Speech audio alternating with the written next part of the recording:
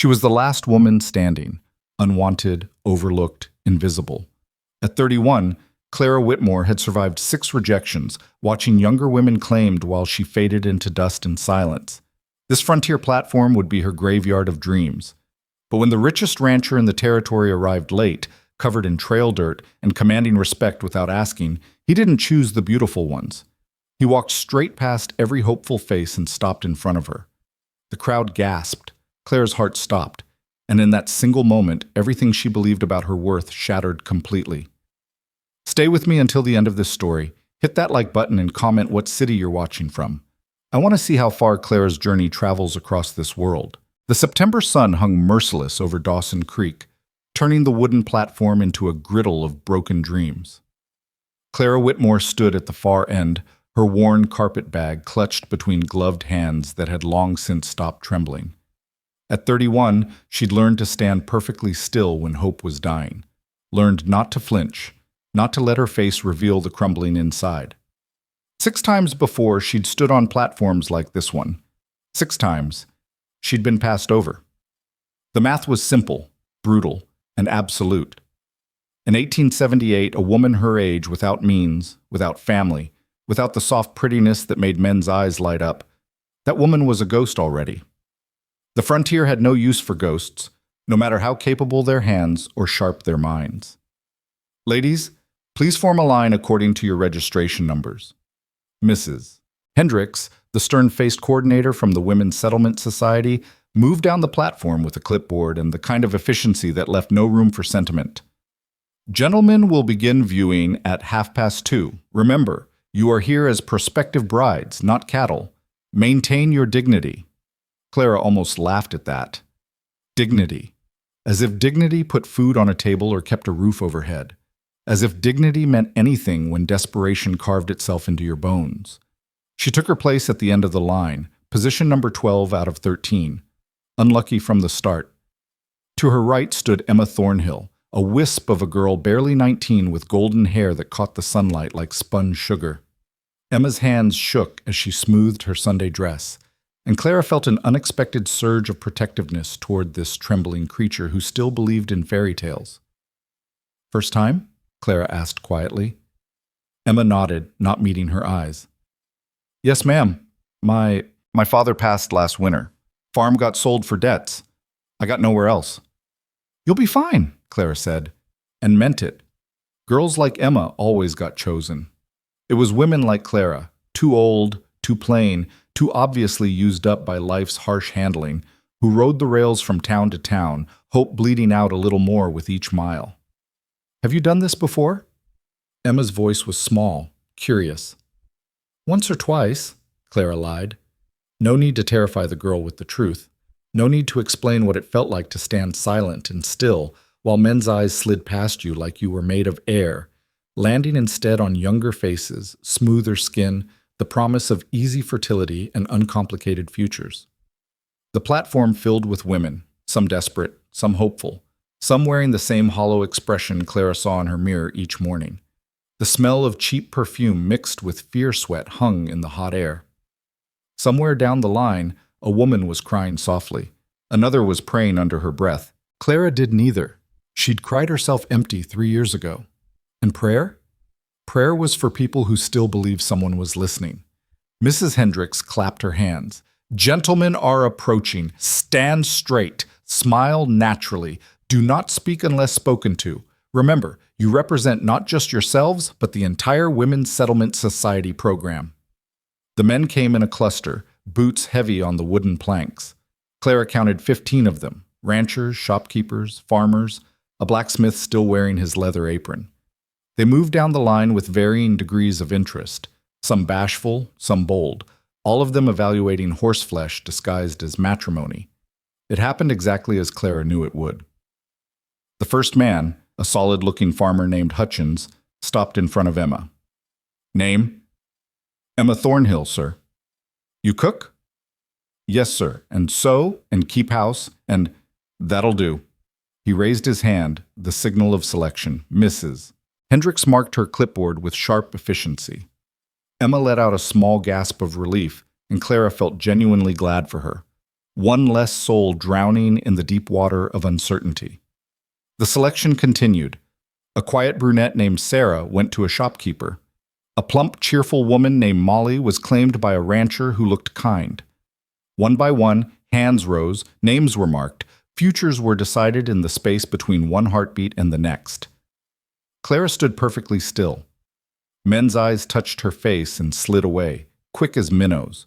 Too old, too thin, too something that didn't match what they'd imagined when they wrote to the society asking for a wife. She saw it in their faces, the small disappointment, the barely concealed calculation that maybe the next woman would be better, younger, more worth the investment of a name and a home.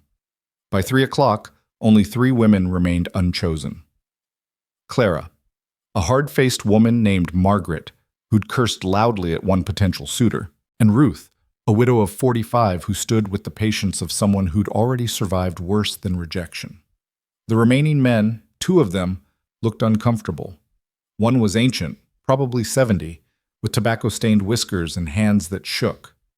The other was barely 20, pimpled and nervous, clearly having scraped together every dollar for the registration fee. The old man approached Margaret, who crossed her arms and glared him into retreat. The boy approached Ruth, took one look at her age-weathered face, and backed away stuttering apologies. Neither looked at Clara. It was finished. Mrs. Hendricks consulted her clipboard with the expression of a woman calculating acceptable losses. "Ladies, I'm afraid I got money for the return fare," Margaret interrupted. "Don't need your charity speech." "As do I," Ruth said quietly. "Thank you for the opportunity." Clara said nothing. She had $17 folded in her pocket, enough to get her to Denver, maybe San Francisco if she was careful. Enough to start over one more time in some new city where no one knew her as the woman who couldn't even get chosen on a frontier bride platform. "Very well," Mrs. Hendricks marked her clipboard with what might have been relief. "The afternoon train departs at 5. The society wishes you all the best in your future endeavors." Future endeavors. What a bloodless way to describe the slow starvation of hope. Clara reached for her carpet bag, muscles moving with the numbness that came after you'd bled out all feeling. She would walk to the station, buy her ticket, ride west into the setting sun and whatever waited there. Another city, another position as a seamstress or laundress or companion to some demanding old woman, another few years of invisibility before age and poverty finished what rejection had started. It was fine. She was used to it. The platform was clearing now, chosen women gathering their few possessions while their new husbands waited with varying degrees of patience. Emma caught Clara's eye and started to move toward her, sympathy written across her young face. Clara turned away. She couldn't bear kindness right now. Couldn't bear the well-meaning pity of someone whose future had just opened like a flower while Clara's closed like a fist. She took 3 steps toward the stairs leading down from the platform. And then she heard it. The thunder of hooves hitting hard-packed dirt at full gallop. The shouts of men scrambling out of the way. The explosive energy of something powerful and unstoppable bearing down on the platform with absolute determination. Clara turned. Everyone turned as a massive bay stallion slid to a halt in a spray of dust and gravel. The rider dismounted before the horse had fully stopped, boots hitting ground with decisive purpose. Jonah Mercer. Even Clara, new to this town, knew the name. Everyone knew the name. The most successful rancher in 3 territories, owner of the largest spread in the valley. A man whose word carried weight in territorial politics and whose reputation preceded him like thunder before lightning. He was also late, very late. Jonah Mercer stood at least 6'3", broad-shouldered and lean-hipped in the way of men who worked hard every day of their lives. Trail dust covered his clothes, a fine gray coating that spoke of hard riding. His hat was pushed back, revealing dark hair silvered at the temples, and a face that harsh weather and harder years had carved into angles and planes. Maybe 40, maybe older. It was impossible to tell with men like this, men who'd been forged by sun and wind and circumstances that killed softer people. His eyes swept the platform. Gray eyes, the color of storm clouds, taking in the scene with intelligence that missed nothing. "I'm here for the bride selection," he said, voice carrying without being loud. "I know I'm late. Train got delayed by a washout north of here. I sent word ahead, but..." Mr. Mercer. Mrs. Hendricks recovered her composure with visible effort. We've already completed the selection process. I'm afraid. You telling me every woman here got chosen? His eyes moved across the platform, cataloging what was obvious. The departing couples, the three women who remained, the way Margaret and Ruth had already picked up their bags to leave, the way Clara stood frozen, unable to look away from him. There are still some ladies available, Mrs. Hendricks said carefully. However, given your standing in the community, I'm certain we could arrange for a special selection from our next group arriving in. Don't need a special selection. Jonah's gaze had settled on the three remaining women, studying each with the same careful attention he'd probably given to purchasing horses or evaluating land. Not cruel, but thorough. Assessing. Margaret lifted her chin defiantly. Ruth simply looked tired. And Clara felt her heart beating against her ribs like a trapped bird, even though she knew better than to hope, knew better than to imagine. Jonah started walking, past Mrs. Hendricks, who reached out as if to stop him, then thought better of it, past the small cluster of remaining townspeople who'd stayed to watch the spectacle, past Margaret, who watched him with narrow-eyed suspicion, past Ruth, who didn't even look up. He stopped directly in front of Clara. The world contracted to the space between one breath and the next. Clara could smell horse and leather and the clean sweat of hard riding, could see the fine lines at the corners of his eyes, the scar cutting through his left eyebrow, the way his hands, work-roughened, capable hands, hung loose at his sides without aggression or threat. Name? He asked. Her voice came from somewhere far away. Clara Whitmore. Age? She could have lied, should have lied, but something in those storm-gray eyes demanded truth. 31. A murmur rippled through the watching crowd. 31. Too old, past her prime. What could he possibly want with, "You been passed over today?" Jonah asked. The bluntness of it should have hurt. Instead, Clara felt a strange relief at someone finally saying the obvious thing out loud. Yes. How many times before this? 6. His expression didn't change, but something flickered in his eyes. Understanding, maybe. Or recognition of a particular kind of pain. You keep trying anyway. It wasn't a question, but Clara answered. I keep trying. Why? Such a simple word. Such an impossible question. Why did she keep subjecting herself to this ritual humiliation? Why didn't she just accept invisibility and fade quietly into whatever marginal existence society deemed appropriate for women like her? Because the alternative is worse, Clara said. Jonah studied her for another long moment. The platform had gone completely silent. Even the wind seemed to be holding its breath. You cook? He asked. Yes. Clean, sew, keep a house? Yes. Read and write? Yes, I was a school teacher before. She stopped. Before her father died owing money to everyone in town. Before the school board decided a woman with debts and no family wasn't a suitable influence on children. Before everything fell apart. Before what? Before circumstances changed. He nodded slowly, accepting this non-answer as answer enough. I got a ranch 15 miles north of here, biggest spread in the valley, 15,000 acres, good water, cattle, and horses. It's hard work. I need a partner, not a decoration. Someone with spine and sense. Someone who won't fold the first time things get difficult. Clara's throat had gone dry. She managed to nod. I ain't looking for a girl who needs protecting from reality, Jonah continued, pitching his voice low enough that only Clara could hear, though the crowd was definitely straining to listen. I'm looking for a woman who's already survived it. You understand the difference? Yes, Clara whispered. I'm 42 years old, widower. Wife died 4 years back in childbirth, baby with her. I got a house that needs a woman's touch and a life that needs sharing. I work hard. I drink occasionally, but not to excess. And I keep my word once given. I'd expect the same from a wife. This was happening. This was actually happening. Clara's hands had started trembling again, but differently now. Not from fear of rejection, but from the terrifying possibility of acceptance.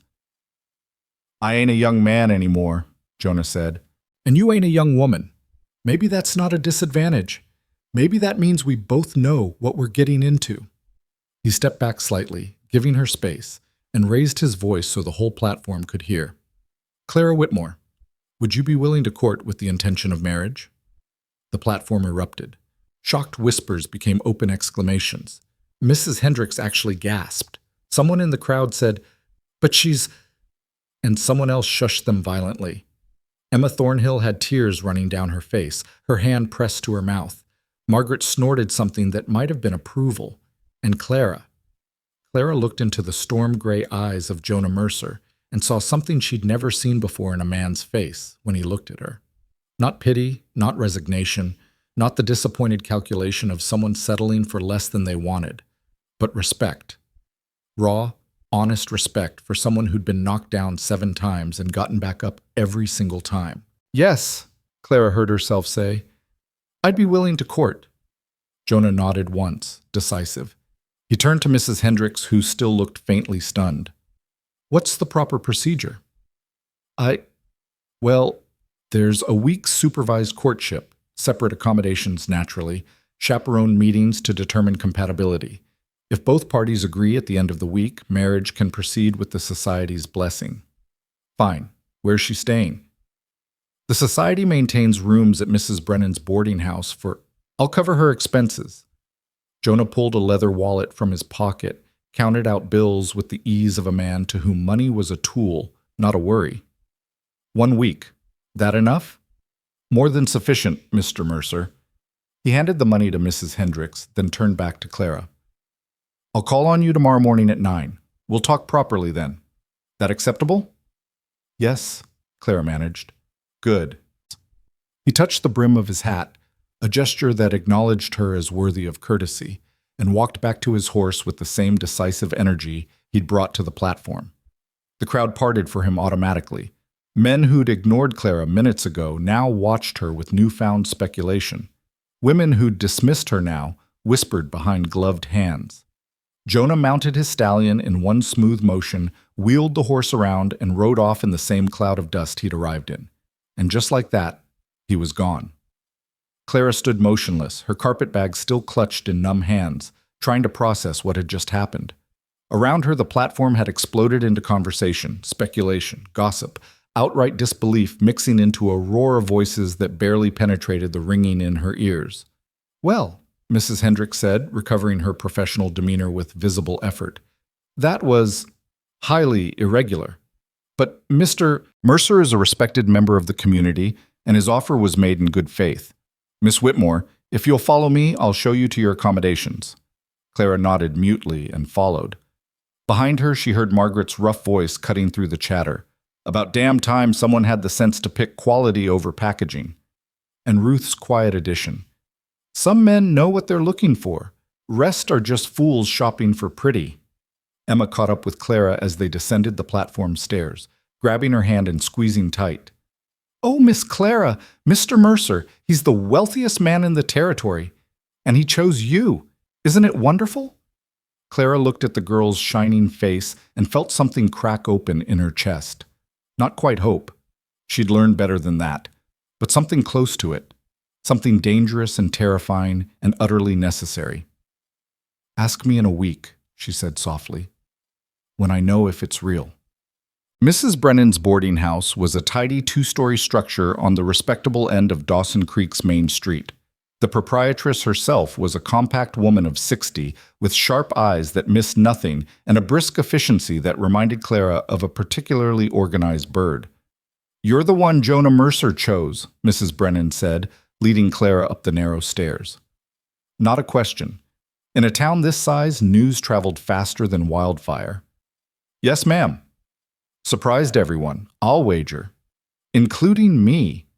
Mrs. Brennan glanced back, and something that might have been approval flickered across her lined face. Jonah's got good sense when he uses it. Lost his way for a while after Catherine died, but he steadied back out. You could do far worse. She opened a door to a small but clean room. Bed, dresser, washstand, a single window overlooking the street. Simple, but compared to some of the places Clara had stayed, it was practically luxurious. Supper's at 6 sharp, Mrs. Brennan continued. There's 5 other women boarding here currently. 3 are married already, waiting for their husbands to finish building homes. The other 2 are still in courtship. You'll meet them at dinner. Water for washing is brought up at 4. Chamber pot under the bed, privy out back if you need it at night. Any questions? No, ma'am. Thank you. Mrs. Brennan paused at the door. Jonah Mercer's a good man, Miss Whitmore. Hard, but fair. He'll expect a partner, not a servant. Think you can manage that? Clara met the older woman's eyes steadily. I've been managing on my own for 7 years, Mrs. Brennan. I think I can manage with help. Good answer. Mrs. Brennan nodded and left, pulling the door closed behind her.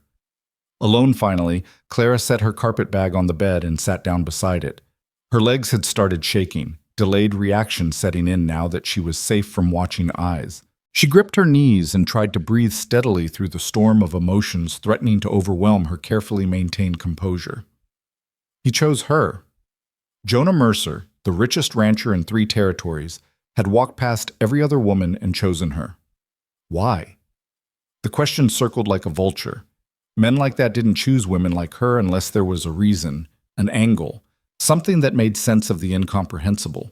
Clara had learned young that nothing good came without a price, and kindness was usually a mask for something darker underneath. But what could he possibly want from her that he couldn't get from any of the younger, prettier women who would have fallen over themselves for the chance to be Mrs. Jonah Mercer? She stood abruptly, needing movement to quiet the chaos in her mind. The window drew her, and she looked out over Dawson Creek's modest main street. A few wagons moved lazily through the dust. A dog slept in a patch of shade. Normal life continuing as if Clara's entire world hadn't just been picked up and shaken like a snow globe. Tomorrow morning at 9, he'd said. They would talk properly. Clara pressed her forehead against the sun-warmed glass and allowed herself one moment of raw honesty. She was terrified, not of him specifically, though any smart woman was cautious around men she didn't know, but terrified of hoping, terrified of believing this might be real only to have it snatched away like every other good thing that had ever briefly touched her life, terrified of investing any emotion in this impossible situation and being gutted when it inevitably fell apart. 7 times she'd stood on platforms and been passed over. 7 times she'd accepted rejection and moved on. What if the 8th time was different? What if this was the moment everything changed? And what if it wasn't? A knock on her door scattered her spiraling thoughts. Clara straightened, wiped her face, though she hadn't been crying, and opened the door to find Emma Thornhill standing in the hallway, still wearing her Sunday dress, eyes bright with suppressed excitement. "Miss Clara, I'm staying here too. Mr. Hutchins, my husband-to-be, he's got a farm 3 miles east, but it's not quite ready yet, so I'm boarding here for the week during courtship. Isn't it wonderful that we'll be together?" Clara couldn't help but smile at the girl's irrepressible enthusiasm. "Wonderful," she agreed, stepping back to let Emma into the small room. Emma bounced in and perched on the edge of the bed like an excited bird. "Tell me everything. What did Mr. Mercer say to you? Why did he choose you? Do you know anything about him? Is it true he owns 15,000 acres? Emma, slow down. I know barely more than you do. But you must know something. Everyone's talking about it. Sarah, she got chosen by Mr. Patterson, the shopkeeper. Sarah said her husband-to-be told her that Jonah Mercer could have had any woman in the territory. Women have been throwing themselves at him for years since his wife died, and he never looked at any of them. So why now? Why you?" Clara sat down next to Emma, the question hanging between them like smoke. "I don't know." "Maybe he saw something special in you," Emma said with the absolute certainty of someone young enough to still believe in fairy tales. "Maybe he recognized that you're different from all those silly girls." "I'm different because I'm old and plain," Clara said bluntly. "Let's not romanticize it. You're not old.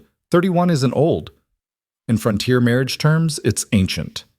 Emma frowned, her young face serious. "Miss Clara, can I tell you something?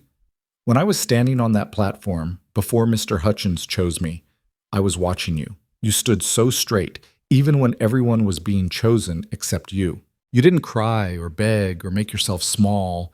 You just stood there like you deserved to be there as much as anyone. And I thought if I can be half that strong when life gets hard, I'll be okay." Clara felt her throat tighten. "Emma, so maybe," the girl continued softly, Maybe Mr. Mercer saw the same thing I did. Maybe he saw someone strong enough to stand beside him, not behind him, someone who wouldn't break. Before Clara could respond, footsteps sounded on the stairs, followed by Mrs. Brennan's voice calling that supper would be served in 15 minutes. Emma jumped up. I should go change, but Miss Clara, I'm glad he chose you. I'm glad you're getting a chance. She slipped out, leaving Clara alone with thoughts that wouldn't settle. Someone strong enough to stand beside him, not behind him. Was that what Jonah Mercer had seen when he looked at her? Not a desperate woman to be pitied, but a potential partner with enough spine to weather whatever storms the frontier threw at them. It was a novel thought. Terrifying, but novel. Clara changed into her one decent dress, dark blue cotton, carefully mended, pressed as smooth as she could manage with a traveling iron. She pinned her dark hair into a neat bun, studying her reflection in the small mirror above the washstand. 31 years old, lines beginning to form at the corners of her eyes and mouth. Skin that had lost the bloom of youth, but hadn't yet surrendered to age. A face that wouldn't turn heads in a crowd, but wouldn't frighten children either. Ordinary in every possible way, except for her eyes. Clara leaned closer to the mirror, examining eyes that had seen too much disappointment to be soft anymore. Gray-green, her mother had called them. Steady eyes. Eyes that met the world directly and didn't flinch away from hard truths. Maybe those were the eyes that Jonah Mercer had recognized. Maybe. Supper was served in Mrs. Brennan's dining room, a cheerful space with yellow curtains and enough seating for a dozen people. Clara found herself at a table with Emma, the two other courting women, Sarah and Molly, and the three already married women waiting for their homes to be completed. The conversation swirled around her, excited chatter about husbands and homes and futures opening like flowers. Clara picked at her pot roast and tried to contribute when directly addressed, but mostly she listened, feeling oddly separate from these women who seemed so certain that everything would work out perfectly. And Mr. Mercer's ranch is called the Triple Creek, one of the married women, a plump, cheerful person named Adelaide, was saying. Named for the 3 creeks that run through his property. They say his cattle are the finest in the territory, and his horses, oh, his horses are legendary. People come from as far as California to buy his stock. I heard he's got 30 cowboys working for him, Sarah added, eyes wide. 30! Can you imagine managing a household that size? Catherine managed it, another married woman said quietly. This was Beth, older than the others, with sad eyes and careful hands. His first wife. She died 4 years ago, childbirth complications. A hush fell over the table. How awful, Emma whispered. They say he nearly died himself after, Beth continued, not physically but in spirit. Locked himself away on the ranch for months. Wouldn't see anyone, wouldn't come to town. His foreman practically ran everything while Jonah grieved. Clara's fingers tightened on her fork. A man who'd loved his wife enough to nearly break when he lost her. What did that man want with a bride acquired from a platform of desperate women? But he recovered, Adelaide said firmly, clearly uncomfortable with the dark turn of conversation. He's a pillar of the community now, serves on the territorial council, helps settle disputes, contributes to the school and church. A good man. A lonely man, Beth said softly, looking directly at Clara. There's a difference between recovering and healing. He recovered. I don't think he's healed. The words settled like stones in Clara's chest. After supper, she retreated to her room and tried to read a book she'd carried through 6 failed attempts at starting over, but the words wouldn't stick. Her mind kept circling back to storm-gray eyes and a voice that had asked why she kept trying. Because the alternative is worse. Had that been the right answer? Or had she revealed too much desperation? 9 o'clock tomorrow morning. 12 hours away. Clara undressed and lay in the unfamiliar bed, listening to the sounds of the boarding house settling for the night. Footsteps in the hallway. Low voices. Someone laughing. The ordinary sounds of other people's lives moving forward while hers hung suspended in uncertainty.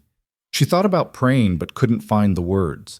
She thought about planning what she'd say to Jonah Mercer but couldn't predict what questions he'd ask. Finally, as exhaustion pulled her toward sleep, Clara allowed herself one small, dangerous thought. What if this time was different? What if, after 7 rejections, the 8th time was the one that stuck? What if 31 wasn't too old, and plain wasn't too plain, and all the broken pieces of her life could somehow be rebuilt into something whole?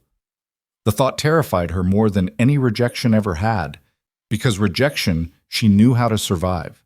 But hope? Hope could destroy her completely. Clara closed her eyes and let sleep take her, not knowing whether she was running towards something wonderful or something that would finally, completely, break her beyond all repair. Tomorrow, at 9 o'clock, she'd find out which. Morning arrived with relentless efficiency, sunlight cutting through Clara's window and dragging her from fitful dreams into the sharp reality of what today meant. She'd slept in fragments, waking every hour to check the small clock on the dresser, watching time crawl toward 9 o'clock with the inevitability of water running downhill. By 7, she'd given up on sleep entirely. By 8, she'd washed, dressed in her best day clothes, a gray cotton dress with modest white collar that had seen better years but was clean and carefully pressed, and pinned her hair 3 different ways before settling on the simple bun that made her look competent rather than decorative.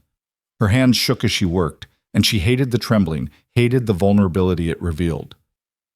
"You look lovely," Emma said from the doorway, making Clara jump. The girl was already dressed, pink-cheeked and glowing with the kind of happiness that came from believing the future held only good things. "I look presentable," Clara corrected, turning from the mirror. "There's a difference. Mr. Hutchins is calling on me at 10. We're taking a walk to see the farm." Emma practically bounced with excitement. "What are you and Mr. Mercer going to do?" "Talk, I imagine. That's generally what courtship involves." "Oh, but it's so romantic, the way he rode in like that, all dusty and commanding, and chose you in front of everyone." "Emma," Clara kept her voice gentle but firm, "please don't build fairy tales around this. It's a practical arrangement between 2 practical people, nothing more." The girl's face fell slightly, but she rallied with youthful optimism. "Maybe it starts practical and becomes something more. Isn't that how the best marriages work? My mother always said love that grows slow lasts longer than love that burns fast." Before Clara could respond, Mrs. Brennan's voice echoed up the stairs. "Miss Whitmore, gentleman caller in the parlor." 8:45. He was early. Clara's stomach clenched. She pressed one hand against her midsection, willing the nerves to settle, then straightened her spine and lifted her chin. Whatever happened in the next hour, she would face it directly. She'd survived worse than conversation with a rancher. The parlor was Mrs. Brennan's pride. Lace curtains, upholstered furniture that had seen better decades, a vase of wildflowers on the side table attempting to bring cheer to the formal space. Jonah Mercer stood by the window, hat in his hands, looking oddly out of place among the delicate furnishings like a wolf in a henhouse. He'd cleaned up since yesterday. The trail dust was gone, replaced by dark trousers, a crisp white shirt, and a leather vest that showed his broad shoulders to advantage. His hair was still damp from washing, swept back from a face that daylight revealed in sharper detail. Strong jaw, straight nose, those remarkable storm-gray eyes that turned toward her as she entered. "Miss Whitmore." He nodded, a gesture of respect that still felt foreign coming from a man addressing her. "Mr. Mercer." Clara moved into the room, hyper-aware of Mrs. Brennan hovering in the doorway as required chaperone. "You're early." "Old habit, rather be an hour early than a minute late." He gestured toward the settee. "Please, sit. We should talk." Clara sat, folding her hands in her lap to keep them still. Jonah took the chair across from her, setting his hat on the side table with deliberate care. For a moment, silence stretched between them, not quite comfortable but not hostile either, the silence of 2 careful people trying to figure out how to begin. "I appreciate your directness yesterday," Jonah said finally. "Most women would have prettied up the truth. You didn't. Didn't seem much point in it." "No." Something that might have been approval flickered across his face. "I value honesty, Miss Whitmore, in business, in friendship, and especially in marriage. So I'm going to be direct with you now, and I'd appreciate the same in return." Clara's pulse quickened, but she kept her voice steady. "Go ahead." "I'm 42 years old. I've built my ranch from nothing. Started with 500 acres and 24 cattle 15 years ago. Worked myself half to death to turn it into what it is now. I'm proud of what I've accomplished, but I'm also realistic about what it cost me." He leaned forward slightly, elbows on his knees, hands clasped between them. "My first wife, Catherine, She was 18 when we married. Sweet girl, good-hearted, but she wasn't prepared for the reality of frontier ranching. The isolation broke something in her long before the childbirth complications killed her. Clara heard Mrs. Brennan shift uncomfortably in the doorway, but she kept her eyes on Jonah's face. This wasn't romantic courtship talk. This was something rawer, more honest. I'm not looking to repeat that mistake, Jonah continued. I don't need a girl who thinks ranch life is an adventure. I need a woman who understands it's hard work, lonely sometimes, and nothing like the stories in ladies' magazines. Someone who won't resent me when reality doesn't match expectation. What makes you think I'm that woman? Clara asked quietly. You don't know me. I know you've been passed over 7 times and you're still standing. I know you're 31 and still trying instead of giving up. That tells me you've got grit. His eyes held hers, unflinching. And yesterday, when I asked why you kept trying, you said the alternative was worse. That's honest. That's real. That's someone who understands how hard the world can be. So you chose me because I've failed repeatedly? The words came out sharper than intended, edged with old pain. I chose you because you survived failing repeatedly, Jonah corrected. There's a difference. The ranch will test you, Miss Whitmore. Weather, isolation, hard work, disappointments. I need someone who won't fold at the first difficulty. Your history suggests you don't fold. It was the strangest compliment Clara had ever received, and yet it settled into her chest with unexpected warmth. Not you're pretty or you seem nice, but you don't fold, as if resilience was worth more than a pleasing face or gentle disposition. What exactly would you expect from a wife? She asked. Partnership. The word came without hesitation. Someone to help run the household, manage supplies, keep books if you're capable. The ranch employs 30 men year-round, more during roundup and branding seasons. They need feeding, injuries tended, disputes settled. Catherine found it overwhelming. I'd need someone who could handle it. I kept books for my father's general store until he died, Clara said. I can manage accounts, and I've cooked for church suppers feeding 50 people. I'm not afraid of hard work, Mr. Mercer. Jonah, he said, if we're courting with intent to marry, you should call me Jonah. Then you should call me Clara. He nodded, and for the first time, something that might have been the ghost of a smile touched his mouth. Fair enough. Clara, then, what do you need to know about me? The question caught her off guard. Men didn't usually ask what she needed. Why now? She asked. From what I understand, you've been alone 4 years. Women have been available. Why choose a bride from a platform? Jonah was quiet for a moment, his gaze drifting to the window where morning sunlight painted patterns on the floor. My foreman's been after me for 2 years to remarry. Says the ranch needs a woman's presence, that I'm getting too set in solitary ways. I resisted because I didn't want to court some young thing looking for romance and excitement. Then he suggested the bride platform. Figured women coming out here knew what frontier life meant. They'd have realistic expectations. And you were late. Train wash out north of here. By the time I got the wire about the delay and rode hard to make it, I figured I'd missed everything. He looked back at her. Maybe that was better. Let the men looking for pretty young brides make their choices, left behind women who'd already proven they could handle disappointment. That's a cold way to look at it. It's an honest way to look at it. No apology in his voice. I'm not offering you a love match, Clara. I'm offering you security, respect, a home, and a purpose. In return, I'm asking for competence, honesty, and partnership. If you're looking for romance and passion, you should say so now, and we'll part cordially. Clara met his eyes directly. I stopped believing in romance 7 platforms ago, Jonah. I'm looking for exactly what you're offering. Security and purpose. A life that means something beyond counting pennies and wondering where the next position will come from. Then we might suit each other well. Mrs. Brennan cleared her throat from the doorway. Mr. Mercer, if you're planning to continue this conversation, perhaps a walk would be appropriate. With proper supervision, of course. Jonah stood, offering his hand to Clara. Would you walk with me? I'd like to show you the town, introduce you to some people. Let folks start getting used to the idea of you. Clara took his hand, calloused, warm, steady, and rose. That seems practical. They walked Main Street with Mrs. Brennan trailing 10 paces behind, a chaperone both dutiful and discreet.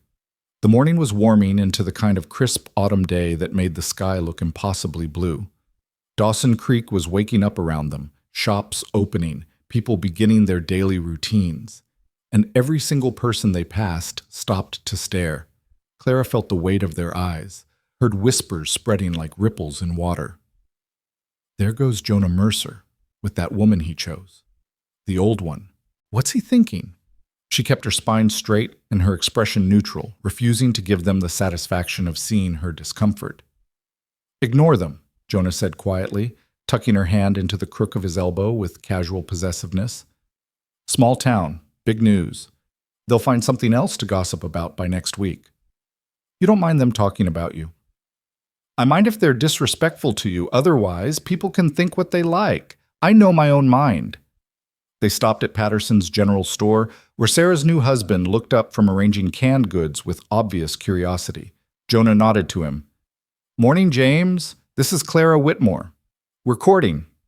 James Patterson's eyebrows rose nearly to his hairline, but he recovered quickly. Miss Whitmore, welcome to Dawson Creek. His gaze slid to Jonah with unspoken questions. Need to get Clara some supplies, Jonah continued, ignoring the speculation.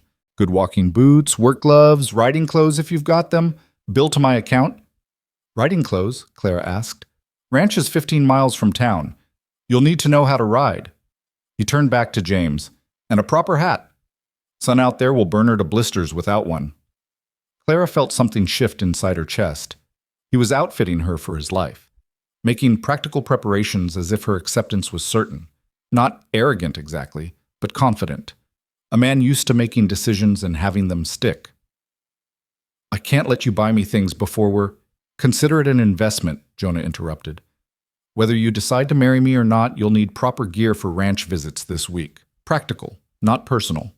James was already pulling items from shelves, sturdy boots, leather gloves, a wide-brimmed hat that would actually protect against weather. Clara watched the pile grow with mixed feelings. Part of her wanted to protest the expense, the presumption. Another part, the practical part that had kept her alive through 7 years of struggle, recognized generosity when she saw it. Try these on, Jonah said, handing her the boots. Make sure they fit right. You'll be doing a lot of walking. Clara sat on the stool James provided and unlaced her worn shoes. The new boots were beautiful, soft leather, good construction, the kind of quality she couldn't have afforded in 5 years of saving. They fit perfectly. Good, Jonah said when she stood and tested them. Keep them on. Leave your old ones. James, add a heavy coat to that order. Winters here are brutal. Mr. Mercer, Jonah, this is too much. He looked at her steadily. Is it too much if you're going to be my wife? Is it too much to make sure you're properly equipped for the life I'm asking you to share? Put that way, Clara couldn't argue. She nodded slowly, accepting the strange reality that this man was already treating her as if she belonged to him, not as property, but as someone whose well-being mattered to his plans. They left Patterson's with Clara, wearing her new boots, James's curious stare burning into her back. Mrs. Brennan had engaged James's wife in conversation, giving Clara and Jonah a brief moment of relative privacy as they stepped onto the boardwalk. People are going to talk, Clara said quietly, about the age difference, about why you chose me, about whether you're good enough? Jonah's voice held an edge. Let them question. I don't answer to town gossip, and neither will you once you're my wife. If I become your wife? When? He said it with calm certainty. Unless you're having second thoughts? Clara stopped walking, forcing him to stop as well. They stood in the morning sunlight, and she studied his face, the lines that pain and work had carved, the eyes that had seen loss and survived it, the mouth that seemed unused to smiling but capable of honesty. I need you to understand something, she said carefully. I've been desperate before. I've made bad choices because desperation makes you grab at anything that looks like salvation. I don't want to do that again. What do you want? I want to make a clear-headed decision about whether we actually suit each other, not whether you're my last chance or whether I should be grateful someone finally chose me, whether we, specifically, can build something real together. Jonah considered this, then nodded slowly. That's fair. That's smart even. So what do you need from me this week to make that decision? Honesty. About your life, your expectations, your temperament, and time to see whether I can actually manage what you're asking of me. Done. He resumed walking, Clara falling into step beside him. Tomorrow, you'll come to the ranch. Stay the day, meet my foreman and some of the hands, see what the work actually involves. If it's not what you can handle, better to know now. And if I decide it's not, then I'll shake your hand, thank you for your time, and wish you well in whatever you do next. No hard feelings, no obligations. I'm not interested in trapping anyone into a life they'll hate.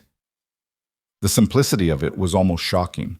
No pressure, no manipulation, just a straightforward offer and the freedom to refuse.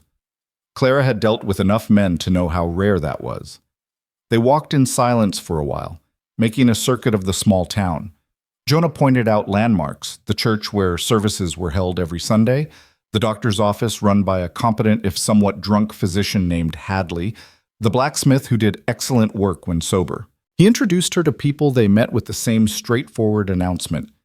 This is Clara Whitmore. We're courting. Each time Clara watched faces register surprise, speculation, sometimes poorly concealed judgment. Women's eyes raked over her, cataloging her age, her plain dress, trying to understand what Jonah Mercer saw in such an unremarkable woman. Men's reactions varied from respectful nods to barely concealed smirks. "Does it bother you?" she asked after the fifth such encounter. "What they're thinking. They're thinking I picked a woman instead of a girl. They're thinking I used my brain instead of my—" He stopped, cleared his throat. "Instead of baser considerations. Let them think whatever they want. 6 months from now, when you're running my household better than anyone expected, they'll be singing different songs." The confidence in his voice was both reassuring and terrifying. He seemed to have no doubt that she would succeed, that she would become his wife, that everything would work out according to his plan. Clara wasn't used to anyone having that much faith in her capabilities. They returned to Mrs. Brennan's boarding house as noon approached. The chaperone excused herself to help with lunch preparations, leaving Clara and Jonah in the parlor again, this time with the door properly open and voices from the kitchen providing acceptable supervision. "Tomorrow at 8, Jonah said, preparing to leave. "I'll bring a horse for you. Can you ride?" "I learned as a girl, but it's been years." "It'll come back. Horses are like letters. You don't forget once you know how." He picked up his hat, turning it in his hands. "Clara, I want you to think about something tonight." "What's that?" "Whether you can see yourself beside me long term, not just managing the household or keeping books, but actually building a life. Because that's what I'm offering. Not just marriage, but genuine partnership. I make the final decisions on ranch business, but I want a wife who'll speak her mind, who'll tell me when I'm being foolish, who'll pull her weight as an equal." His eyes held hers intently. "Can you do that? Can you stand beside a man like me without getting lost in his shadow?" Clara thought about the 7 platforms, the 7 rejections, the 7 times she'd swallowed her pride and her voice to make herself acceptable. She thought about the years of diminishing herself to fit into smaller and smaller spaces, hoping someone would finally find her worth keeping. "I don't know," she said honestly.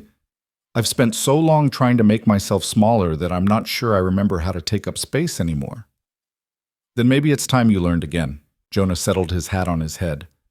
"I'll see you tomorrow morning, Clara. Wear those new boots. We've got ground to cover." He left, and Clara stood in the parlor, listening to his footsteps fade down the boardwalk, feeling as if she'd just agreed to something much larger than a simple courtship. Mrs. Brennan appeared in the doorway, wiping flour-dusted hands on her apron. "That man's serious about you," the older woman said. "I've known Jonah Mercer 10 years, and I've never seen him look at anyone the way he looks at you." "How does he look at me?" "Like you're a puzzle he's determined to solve. Like you're something valuable he's afraid might slip through his fingers if he's not careful." Mrs. Brennan smiled. "Like someone worth fighting for." That night, Clara lay in bed unable to sleep, her mind replaying every word of the day's conversation. The other women in the boarding house were giddy with courtship excitement. Emma had walked with Mr. Hutchins and come back glowing.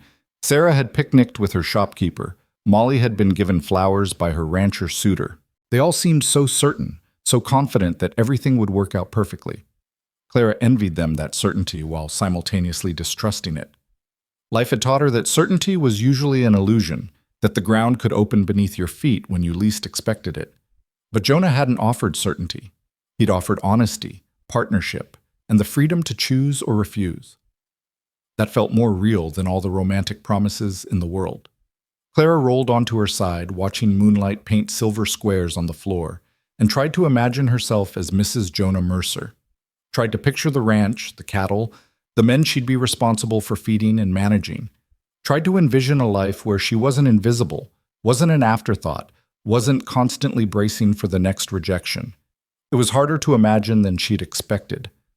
Hope felt like a foreign language she'd forgotten how to speak. The next morning arrived clear and cold, autumn asserting itself with frost on the windows. Clara dressed in her new riding clothes, sturdy split skirt, practical blouse, the boots that still felt strangely luxurious on her feet. She braided her hair tightly and secured it at the nape of her neck, then settled the wide-brimmed hat on her head. Looking in the mirror, she barely recognized herself. She looked competent, capable, like someone who belonged on a frontier ranch, like someone who might actually deserve to be chosen. Jonah arrived exactly at 8, leading 2 horses, his massive bay stallion and a smaller chestnut mare with gentle eyes. Mrs. Brennan insisted on a hearty breakfast first, feeding them both until Clara thought she might burst, then sent them off with a basket of food for midday and strict instructions to have Clara back before dark. "This is Rosie," Jonah said, indicating the mare. "She's even-tempered and forgiving. Good horse for someone getting back into riding." Clara approached the mare carefully, letting the horse sniff her hand before stroking the soft nose. "Hello, Rosie. Let's be friends." Mounting was awkward. Clara's muscles protested positions they hadn't assumed in years. But Jonah was patient, adjusting stirrups and offering quiet instruction until she sat reasonably secure in the saddle. The mare shifted beneath her, and Clara's hands tightened on the reins. "Relax," Jonah said from atop his stallion. "She can feel your tension. Just breathe and let your body remember." They started off at a walk, Dawson Creek falling away behind them as they headed north into open country. The land rolled away in every direction, grassland dotted with cattle, distant mountains painting purple shadows on the horizon, sky so vast it made Clara feel simultaneously insignificant and part of something enormous. "Beautiful, isn't it?" Jonah asked, watching her face. "Terrifying," Clara answered honestly. "So much space. A person could get lost and never be found. Or a person could finally have room to breathe." He urged his stallion into an easy trot, and Clara's mare followed suit. "You'll get used to it. The space becomes freedom instead of fear." They rode for an hour, Clara's muscles screaming protest, but her stubbornness refusing to complain. Jonah pointed out landmarks, creek beds, property boundaries, the places where cattle like to gather. He explained the rhythm of ranch life, the seasonal work, the challenges of weather and market prices, and managing men who sometimes needed firm handling. "You ever fired anyone?" Clara asked. 3 times. Twice for drinking on the job, once for stealing. It's not pleasant, but sometimes necessary." "And you'd expect me to help make those decisions?" "I'd expect you to know the men well enough to have an opinion worth hearing. Final say would be mine, but I'm not interested in a wife who just nods and agrees with everything I say." Catherine did that. It meant I was making decisions without all the information. They crested a rise, and suddenly the ranch spread below them, a sprawling complex of buildings centered around a large 2-story house painted white with green shutters. Barns, corrals, bunkhouses, storage sheds, an entire small community organized around the business of raising cattle and horses. "That's home," Jonah said simply. Clara's breath caught. Home. When had she last had something she could call home? Not since her father died and creditors sold everything, leaving her with a carpetbag and $17 to start over somewhere, anywhere else. They rode down into the ranch yard, and immediately men appeared, cowboys stopping their work to stare at the woman riding beside their boss. Jonah ignored the attention, dismounting and helping Clara down with hands that steadied her when her legs wobbled. "Give yourself a minute," he said quietly. "First long ride after time away is always rough." A man in his 50s approached, bow-legged and weathered, with keen blue eyes that assessed Clara in one sweeping glance. "So this is her." "Clara, meet Sam Hastings, my foreman." "Sam, this is Clara Whitmore. We're courting." Sam's weathered face cracked into something that might have been a smile. "About damn time, boss. Begging your pardon, miss." "Clara's fine," she said, finding her land legs. "And no pardon needed for plain speaking." "She'll do," Sam said to Jonah, as if Clara wasn't standing right there. Then to Clara, "You cook?" "Yes." "Good. Cookie's been threatening to quit if someone doesn't improve the spice situation. Says Cowboy's got no appreciation for flavor." "I'll see what I can do." Jonah touched Clara's elbow, guiding her toward the house. "Let me show you inside, then we'll tour the rest and you can meet the hands properly." The house was larger than Clara expected. Rooms designed for function rather than elegance, but well-maintained and clean. The kitchen was huge, clearly built for feeding crowds, with a massive stove, long work tables, and storage that suggested serious meal preparation. The parlor held comfortable furniture worn from use. Upstairs, bedrooms stood mostly empty except for what was clearly Jonah's room, and a smaller room he said belonged to Sam. "Catherine decorated," Jonah said as they walked through spaces that felt oddly impersonal, like a hotel where someone once lived but left no real mark.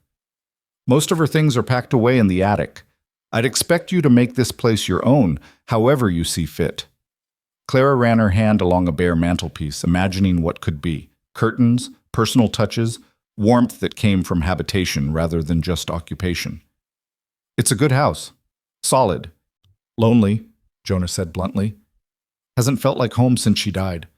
Hoping the right woman could change that." They spent the rest of the day immersed in ranch life. Clara met the hands properly. 30 men of varying ages, most respectful if curious, a few openly skeptical of this plain woman their boss was courting. She watched cattle work, learned about horse breeding, sat in on a discussion about which fields to rest over winter. Jonah included her in everything, asking her opinion even when she had none, forcing her to engage rather than observe passively from the margins. At noon, they ate Mrs. Brennan's basket lunch sitting on a fence rail overlooking the south pasture. Jonah told her about Catherine, not glossing over the difficulties, but not dwelling in bitterness either. Clara found herself sharing things she rarely spoke about. Her father's failed business, her mother's death when Clara was 12, the slow accumulation of losses that had led her to 7 platforms and 7 rejections. "You could have given up," Jonah said. "After the 2nd or 3rd rejection, you could have just stopped trying." "And done what? Worked myself to death in some city factory? Ended up in a poorhouse?" Clara shook her head. "At least this way I kept trying for something better." "That's what I saw in you on that platform," Jonah said quietly. "Someone still fighting when most people would have quit." As afternoon shadows lengthened, they rode back toward town. Clara's muscles ached fiercely, and she knew tomorrow would be brutal, but something inside her felt more settled. The ranch was real, the work was real, and Jonah's offer was exactly what he'd promised. Hard work, purpose, partnership. No false romance, but no deception either. "Well?" Jonah asked as Dawson Creek came into view. "Honest thoughts?" Clara considered carefully. "It's more work than I've ever done. More responsibility than I've ever had. More space than I'm comfortable with yet. But I think I could learn to manage it. I think with time, I could become good at it. That's all I'm asking. Willingness to try." They reached Mrs. Brennan's as dusk painted the sky orange and purple. Jonah helped Clara dismount, steadying her when stiff muscles made her stumble. "Tomorrow's Sunday," he said. "Church services in the morning, then a community dinner afterward. I'll call for you at 9 if that's acceptable." Church? Clara hadn't been to services in years, had lost her faith somewhere between her 3rd and 4th rejection. "People will expect it, and it's a good way for them to see us together, start accepting the idea." He paused. "Unless it makes you uncomfortable." "No, I'll manage." He smiled then, a real smile that transformed his face from stern to almost handsome. "You'll do more than manage, Clara. I'm beginning to think you'll surprise us both." He rode away, and Clara climbed the boarding house steps, feeling as if she'd run a race and wasn't sure yet whether she'd won or lost. Emma met her at the door, bursting with questions, but Clara begged exhaustion and retreated to her room.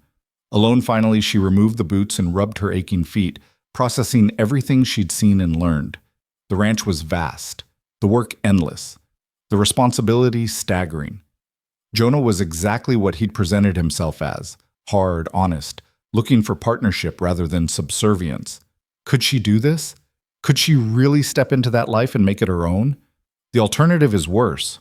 Her own words echoed back. What was the alternative, really? Another platform, another rejection, another slow slide into poverty and invisibility? Or taking this chance, this impossible chance, and seeing whether she could build something real from the ruins of 7 failures? Clara looked at her reflection in the darkening window, a woman in riding clothes, hair coming loose from its braid, face sun-touched and alive in a way it hadn't been in years. She looked like someone who'd spent a day doing real work, like someone who belonged somewhere, like someone who might actually have a future. The thought was terrifying.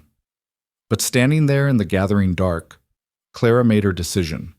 Not out of desperation, not because Jonah Mercer was her last chance, but because for the first time in 7 years, someone had looked at her and seen strength instead of failure, had offered her partnership instead of pity, had given her space to grow instead of shrinking to fit someone else's expectations. She would court him properly, give it the full week, complete honesty, real effort, and at the end, she would say yes, not to being rescued, but to building something together, to becoming the woman she'd almost forgotten she could be, to finally being chosen for exactly who she was. Sunday morning arrived with church bells ringing across Dawson Creek, their sound carrying through Clara's open window and pulling her from dreams of endless grassland and storm-gray eyes.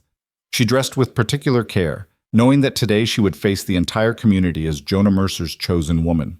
The scrutiny would be intense, the judgment swift, and there would be nowhere to hide from the whispers that followed a 31-year-old spinster who'd somehow captured the territory's most eligible widower. Her hands trembled as she pinned her hair, and she forced them steady through sheer will. She'd survived worse than gossip. She'd survived poverty and rejection and the slow erosion of hope. She could survive a few hours of small-town judgment.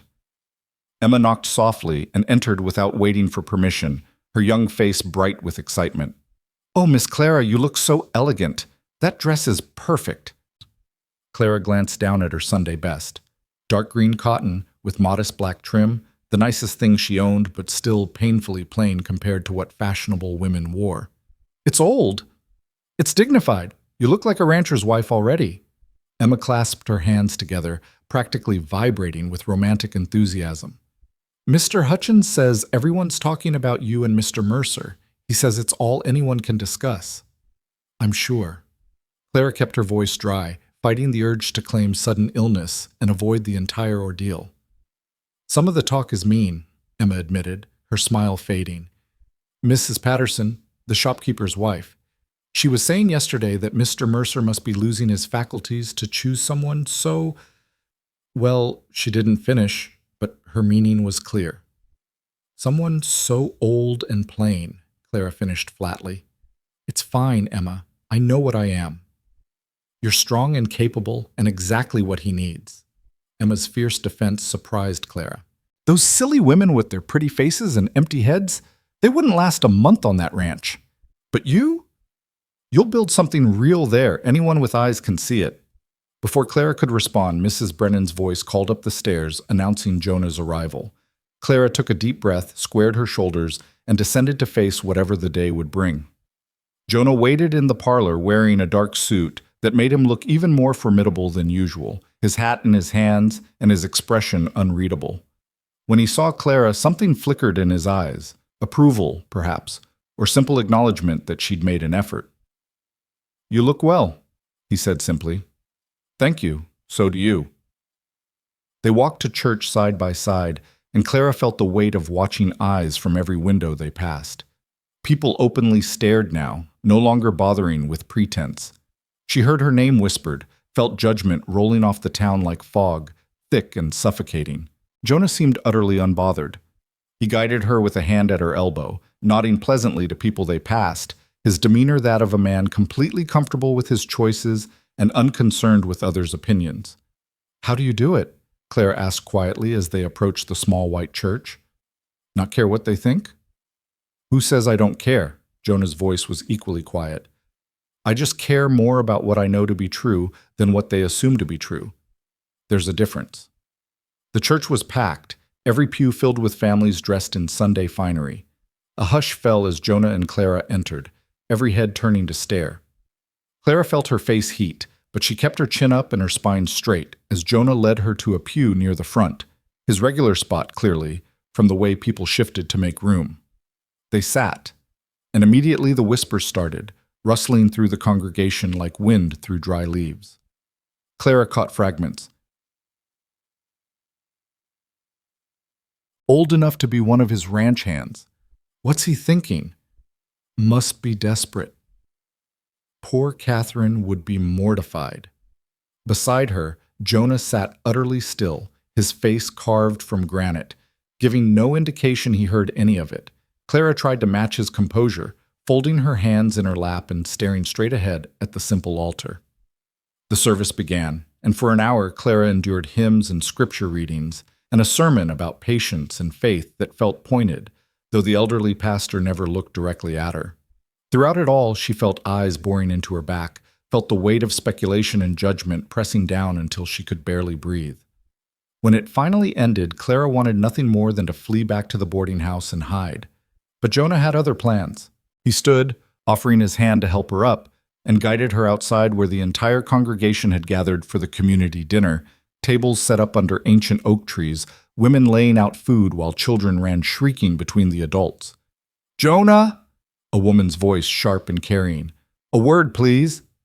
The speaker was perhaps 40, handsome in a hard way, wearing an expensive dress that seemed calculated to showcase wealth. She approached with the confidence of someone accustomed to getting her way, her eyes raking over Clara with barely concealed disdain. "Margaret," Jonah's voice was polite but cool. "Clara, this is Margaret Hastings, Sam's wife and one of the founding families of Dawson Creek." "Miss Whitmore," Margaret's smile didn't reach her eyes. "How interesting to finally meet you. The whole town has been simply fascinated by your situation." "Mrs. Hastings." Clara kept her voice level, refusing to show the discomfort churning in her stomach. "You must tell me," Margaret continued, her tone dripping with false sweetness, "how you managed to capture Jonah's attention. We've had so many lovely young women hoping for his notice these past years, and then you arrive and within a day—" She snapped her fingers. "It's quite remarkable." "Margaret," Jonah's voice held warning now. "I'm simply curious, Jonah. Surely you can understand our surprise. After all, you could have your pick of any woman in the territory, and instead you choose—" Her eyes traveled over Clara again, cataloging every flaw. "Well, it's unexpected." Clara felt anger building, hot and sharp, but before she could speak, Jonah stepped forward, placing himself slightly between them. His voice when he spoke was quiet but carried an edge that made several nearby conversations stop. "I chose a woman, Margaret, not a girl playing at Frontier Life. I chose someone with enough spine to build a real partnership, not someone looking for an easy ride on my success. If that's unexpected to you, that says more about your understanding of what makes a good match than it does about my judgment." Margaret's face flushed red. "I didn't mean to imply—" "Yes, you did. And now I'm telling you, plain as I can make it, that any disrespect to Clara will be taken as disrespect to me. She's going to be my wife, which makes her one of the most important women in this territory, whether you like it or not. I suggest you adjust your attitude accordingly." The silence that followed was absolute. People within earshot had stopped pretending not to listen, openly staring now at the confrontation. Margaret's mouth worked soundlessly for a moment before she managed a stiff nod and hurried away, her expensive skirt swishing. Jonah turned to Clara, his expression softening slightly. "I'm sorry about that." "You didn't have to." "Yes, I did. Margaret's been trying to match me with her niece for 2 years. This is disappointment talking, but that doesn't make it acceptable." He guided Clara toward the food tables. "Come on, let's eat and remind these people that we're not going anywhere." The meal was an exercise in endurance. Clara sat at a table with Jonah, Sam, and Margaret Hastings, the latter silent and seething, and several other ranch families. Conversation flowed around her, occasionally directed at her in the form of pointed questions clearly designed to expose her inadequacies. "Do you have experience managing large households, Miss Whitmore?" one woman asked. "I've managed what I had. I learned quickly." "And you're comfortable with the isolation? The ranch is quite far from town." "I'm comfortable with my own company. I imagine I'll manage." "But at your age, don't you worry that—" The woman stopped, catching Jonah's warning glare. Sam, bless him, tried to redirect conversation to safer topics: weather, cattle prices, upcoming territorial elections. But the undercurrent remained, that constant questioning of what Jonah saw in Clara, why he'd chosen her, whether she was truly adequate for the role she was stepping into. Clara picked at her food, her appetite gone, fighting the urge to stand up and tell all these judgmental people exactly what she thought of their small-minded cruelty. But that would only confirm their worst assumptions about her, that she was common, unsuitable, not good enough for their precious Jonah Mercer. "You're doing fine," Jonah murmured, low enough that only she could hear. "Just a few more hours, then we can leave." "I don't know how you've stood this for 4 years." "I mostly avoided town." His mouth quirked slightly. "One of many reasons I need a wife. Someone to handle the social obligations I'd rather skip." Despite everything, Clara almost smiled. "You're asking me to be your social shield?" "Among other things. Think you can manage it?" She looked around at the gathered families, the women who'd been subtly cruel, the men who'd questioned Jonah's judgment. "I can manage anything, if it means I don't have to be grateful for scraps anymore." Something fierce flashed in Jonah's eyes. "Good. That's what I need to hear." After the meal, Jonah was pulled into conversations about ranch business, territorial politics, matters that Clara didn't understand yet, but would need to learn. She found herself standing awkwardly at the edge of groups, neither fully included nor entirely excluded, occupying that uncomfortable middle space of someone not yet accepted. "Don't let them intimidate you." The voice came from behind her. Beth, one of the married women from the boarding house, her sad eyes kind. "They're testing you, seeing if you'll crack under pressure." "Is this what Catherine faced?"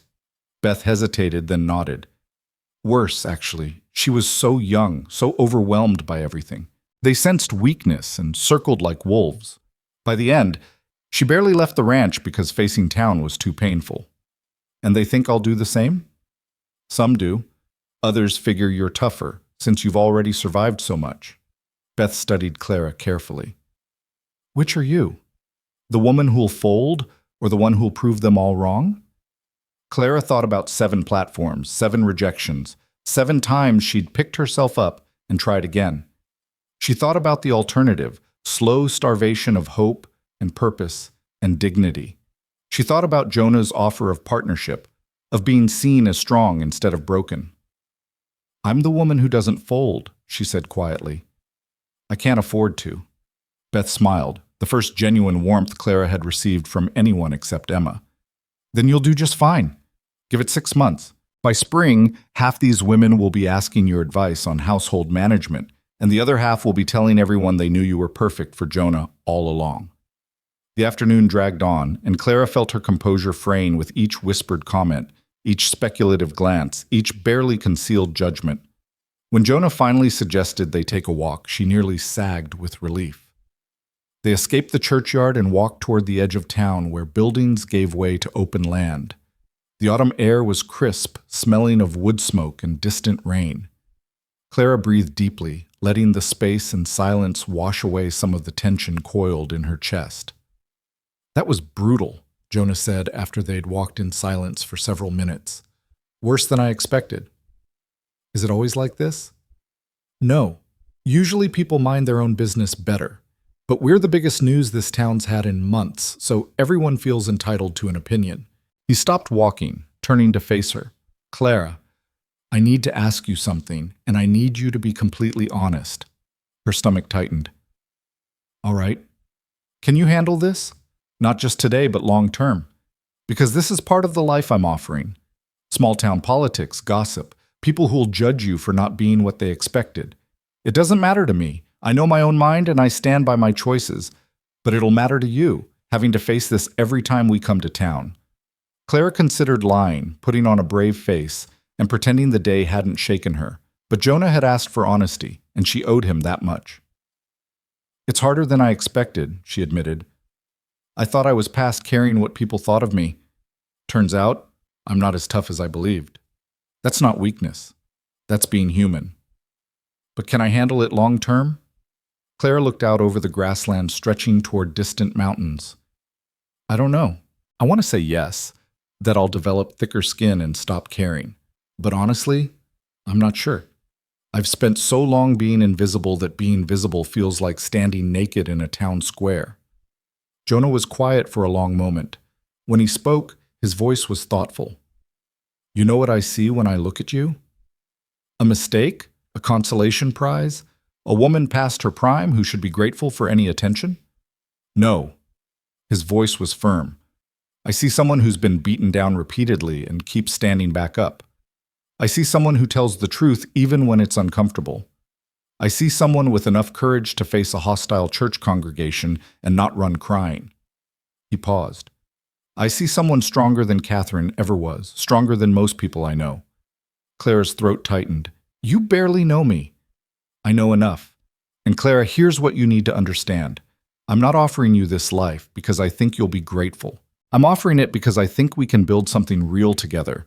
But only if you genuinely want it. Only if you're willing to stand beside me and face down all those judgmental people and tell them to go to hell through actions if not words. And if I can't, then we part ways with no hard feelings and I go looking for someone who can. I won't drag you into a life that'll make you miserable." His eyes held hers steadily. "But I don't think you're the type to back down from a challenge. I think you're angry enough and stubborn enough to prove every single one of those people wrong." Clara felt something shift inside her, anger crystallizing into determination. He was right. She was angry, furious actually, at being judged and found wanting by people who knew nothing about her struggles, who'd never stood on a platform 7 times and been rejected, who'd never had to choose between dignity and survival. "You're asking me to fight," she said slowly. "I'm asking you to stand your ground. There's a difference. And you'll stand with me? When they question your judgment? When they keep whispering that I'm not good enough?" "Clara," Jonah's voice was steady as stone, "I don't give a damn what they think. I care what you can do, what you're willing to build with me. Everything else is noise." She looked at this man who'd chosen her when no one else would, who saw strength where others saw failure, who was offering her not rescue but partnership. The anger in her chest mixed with something else, a fierce desire to prove everyone wrong, to become the woman he seemed to think she already was. "All right," Clara said. "I'll stand my ground. I'll face down their judgment, and I'll prove I belong at your side. But Jonah, I need you to promise me something." "Name it." "If I start to fail, if I'm truly not capable of this life, you'll tell me honestly. You won't let me keep struggling out of pity or obligation." "Agreed. And I need the same from you. If you're miserable, if this life isn't what you hoped, you tell me straight. No suffering in silence, no pretending everything's fine when it's not." They shook hands on it, a formal gesture that felt more binding than any romantic promise. Clara felt the calluses on Jonah's palm, the strength in his grip, and understood that this was the foundation they were building: honesty, respect, and the willingness to face hard truths together. They walked back to town as the sun began its descent toward the horizon, painting the sky in shades of orange and gold. The church gathering was breaking up, families loading into wagons and heading home. People still stared, but Clara met their eyes now, refusing to look away or seem ashamed. Let them stare, let them whisper. She wasn't going anywhere.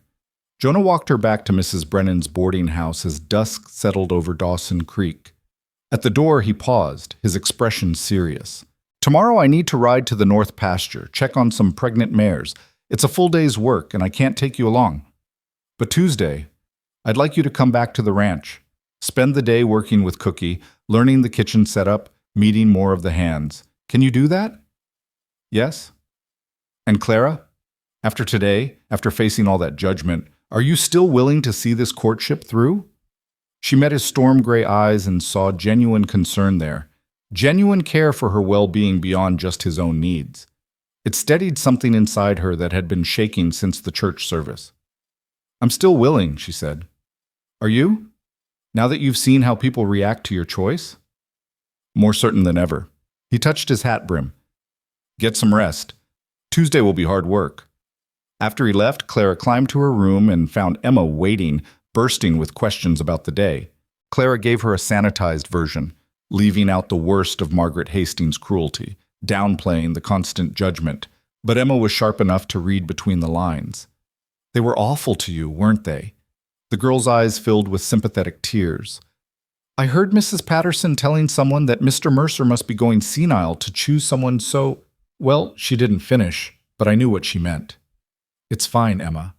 It's not fine. You're wonderful and strong and exactly what he needs, and those horrible women are just jealous because their nieces and daughters didn't get chosen.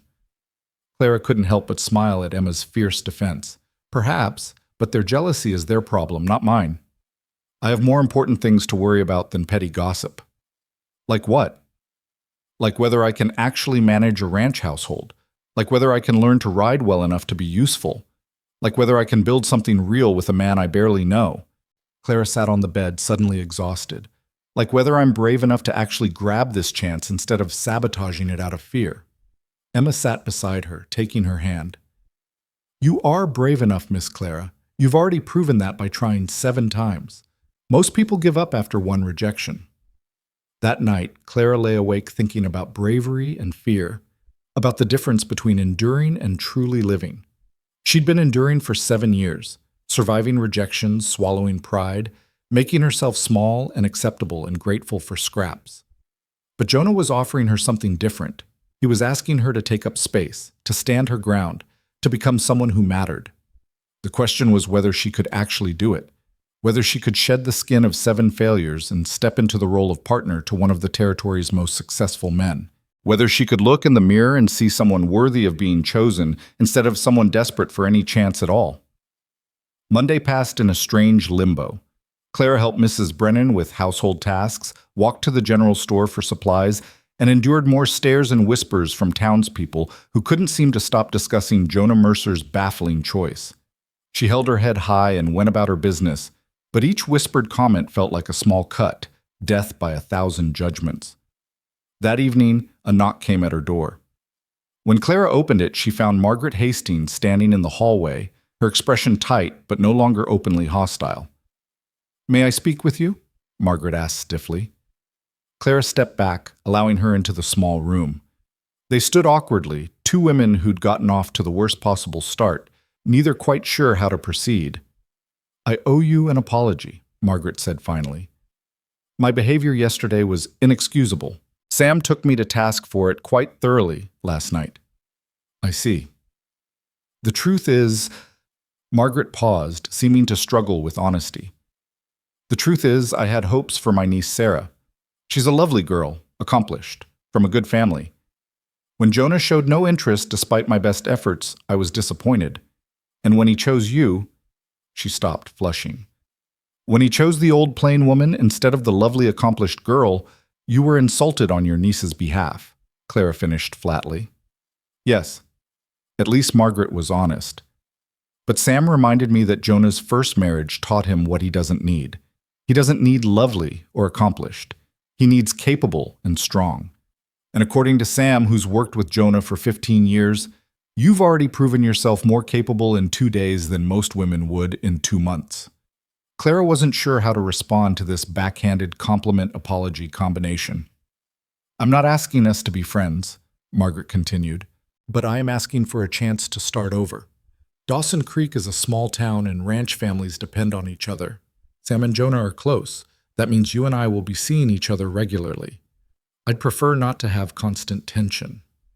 Clara studied the woman in front of her, proud, used to getting her way, struggling with disappointment but willing to admit fault.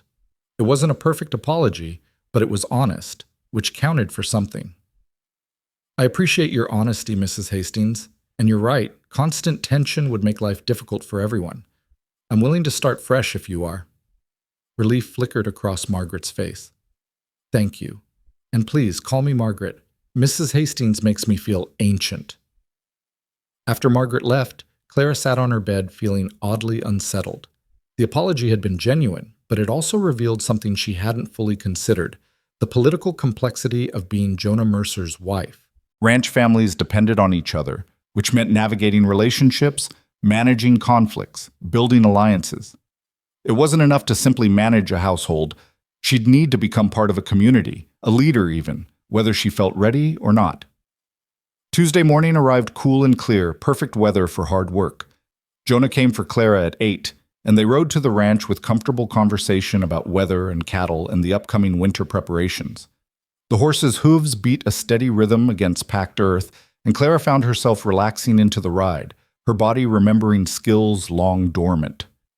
At the ranch, Cookie turned out to be a grizzled man of 60 with a permanent scowl and surprisingly gentle hands. He ran the kitchen like a military operation, feeding 30 hungry cowboys 3 meals a day with efficiency born of decades of practice. "So you're the one boss chose," Cookie said, looking Clara up and down. "You cook?" "Yes. Feeding church suppers, family dinners, nothing on this scale, but I learned fast." "Can you make decent biscuits?" "I can." "Prove it." He gestured to the massive workspace. "Supplies are there. Make enough for 30 men. I'll judge whether you're lying about your skills." Clara rolled up her sleeves and went to work, aware of Cookie watching her every move with critical eyes. She mixed dough, her hands moving with muscle memory older than her failures, and shaped biscuits with quick efficiency. Cookie's kitchen was better equipped than anywhere she'd worked before, and she found herself appreciating the quality of the supplies, the thoughtful organization. When the biscuits came out of the oven, golden, flaky, perfect, Cookie took one, broke it open, examined the texture, tasted it carefully. His scowl didn't change, but he nodded once. "You'll do. Can you manage stew for 30? Tell me what you have and I'll manage it."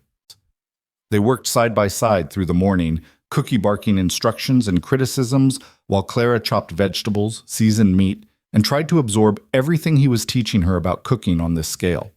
It was hard, hot work, but satisfying in a way she hadn't expected. There was purpose here, tangible results, men who'd be fed because of her effort. At noon, the hands came in for dinner, 30 hungry cowboys crowding into the long dining hall, laughing and talking and smelling of horses and hard work. Clara served alongside Cookie, ladling stew into bowls, distributing biscuits, refilling coffee cups. The men were polite, some openly curious, a few skeptical, but all of them respectful. Jonah sat at the head of the table, watching Clara move through the room with an expression she couldn't quite read. When she refilled his coffee, he caught her wrist gently. "You're doing well," he said quietly, for her ears only. "It's just cooking. It's more than that. Look at them." He nodded toward the hands, who were eating with obvious enjoyment, several already reaching for second helpings. "They're relaxed around you. That matters. Men work better when they're comfortable in their own space." After dinner, Jonah took Clara on a tour of the outbuildings, the barn where pregnant mares were carefully monitored, the tack room where saddles and bridles hung in neat rows, the office where ranch business was conducted. He explained the breeding program for his horses, the market for quality stock, the careful genetics he'd been building for years. "Catherine never cared about this part," he said, running a hand along a mare's neck. "She wanted me to keep ranch business separate from home life. But the ranch is my life, Clara. If you're going to be my wife, you need to understand it, be part of it. Can you do that?"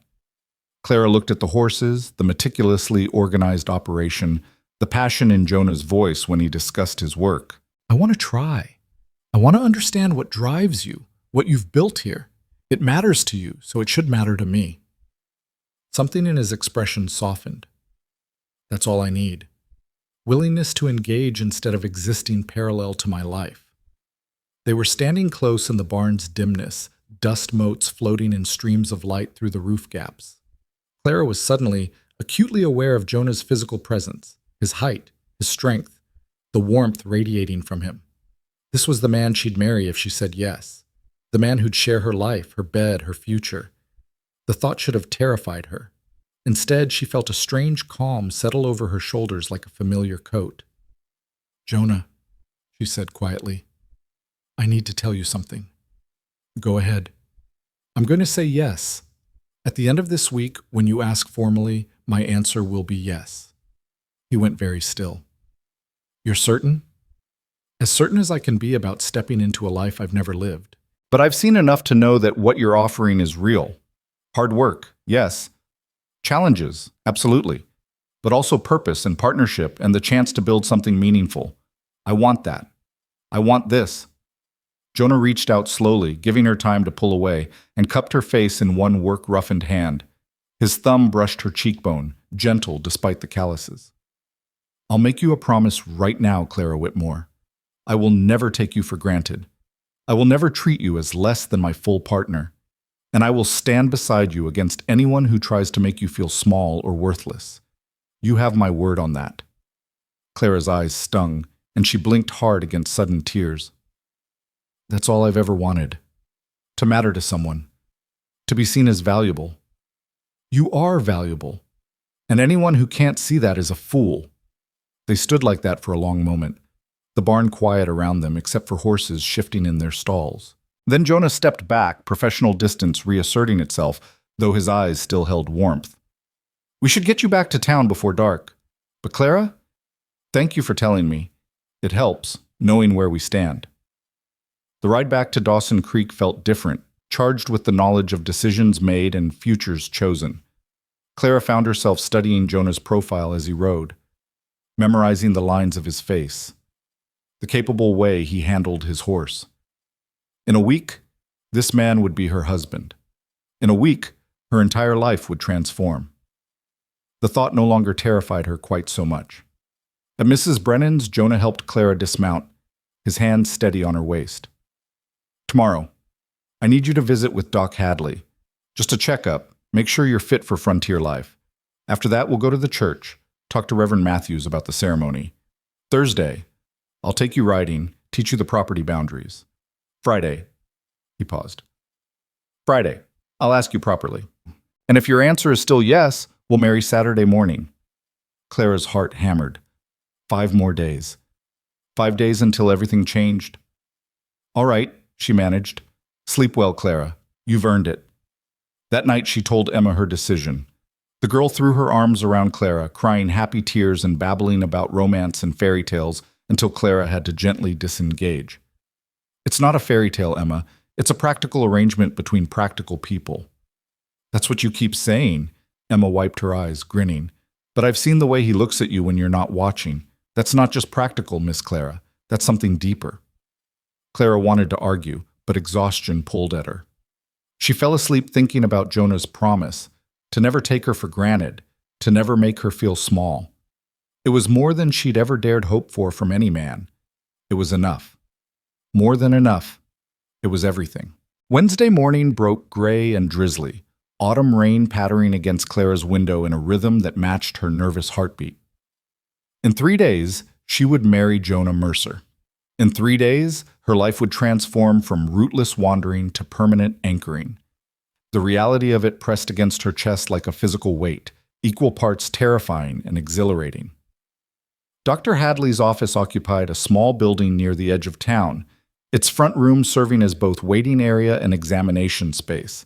The doctor himself was exactly as Jonah had described, competent but clearly fond of whiskey, his hands shaking slightly as he gestured Clara toward the examination chair. "So you're Mercer's bride-to-be," Hadley said, his breath carrying the faint scent of alcohol even at 9 in the morning. "Caused quite a stir, that choice did. Half the town's still talking about it." "So I've noticed."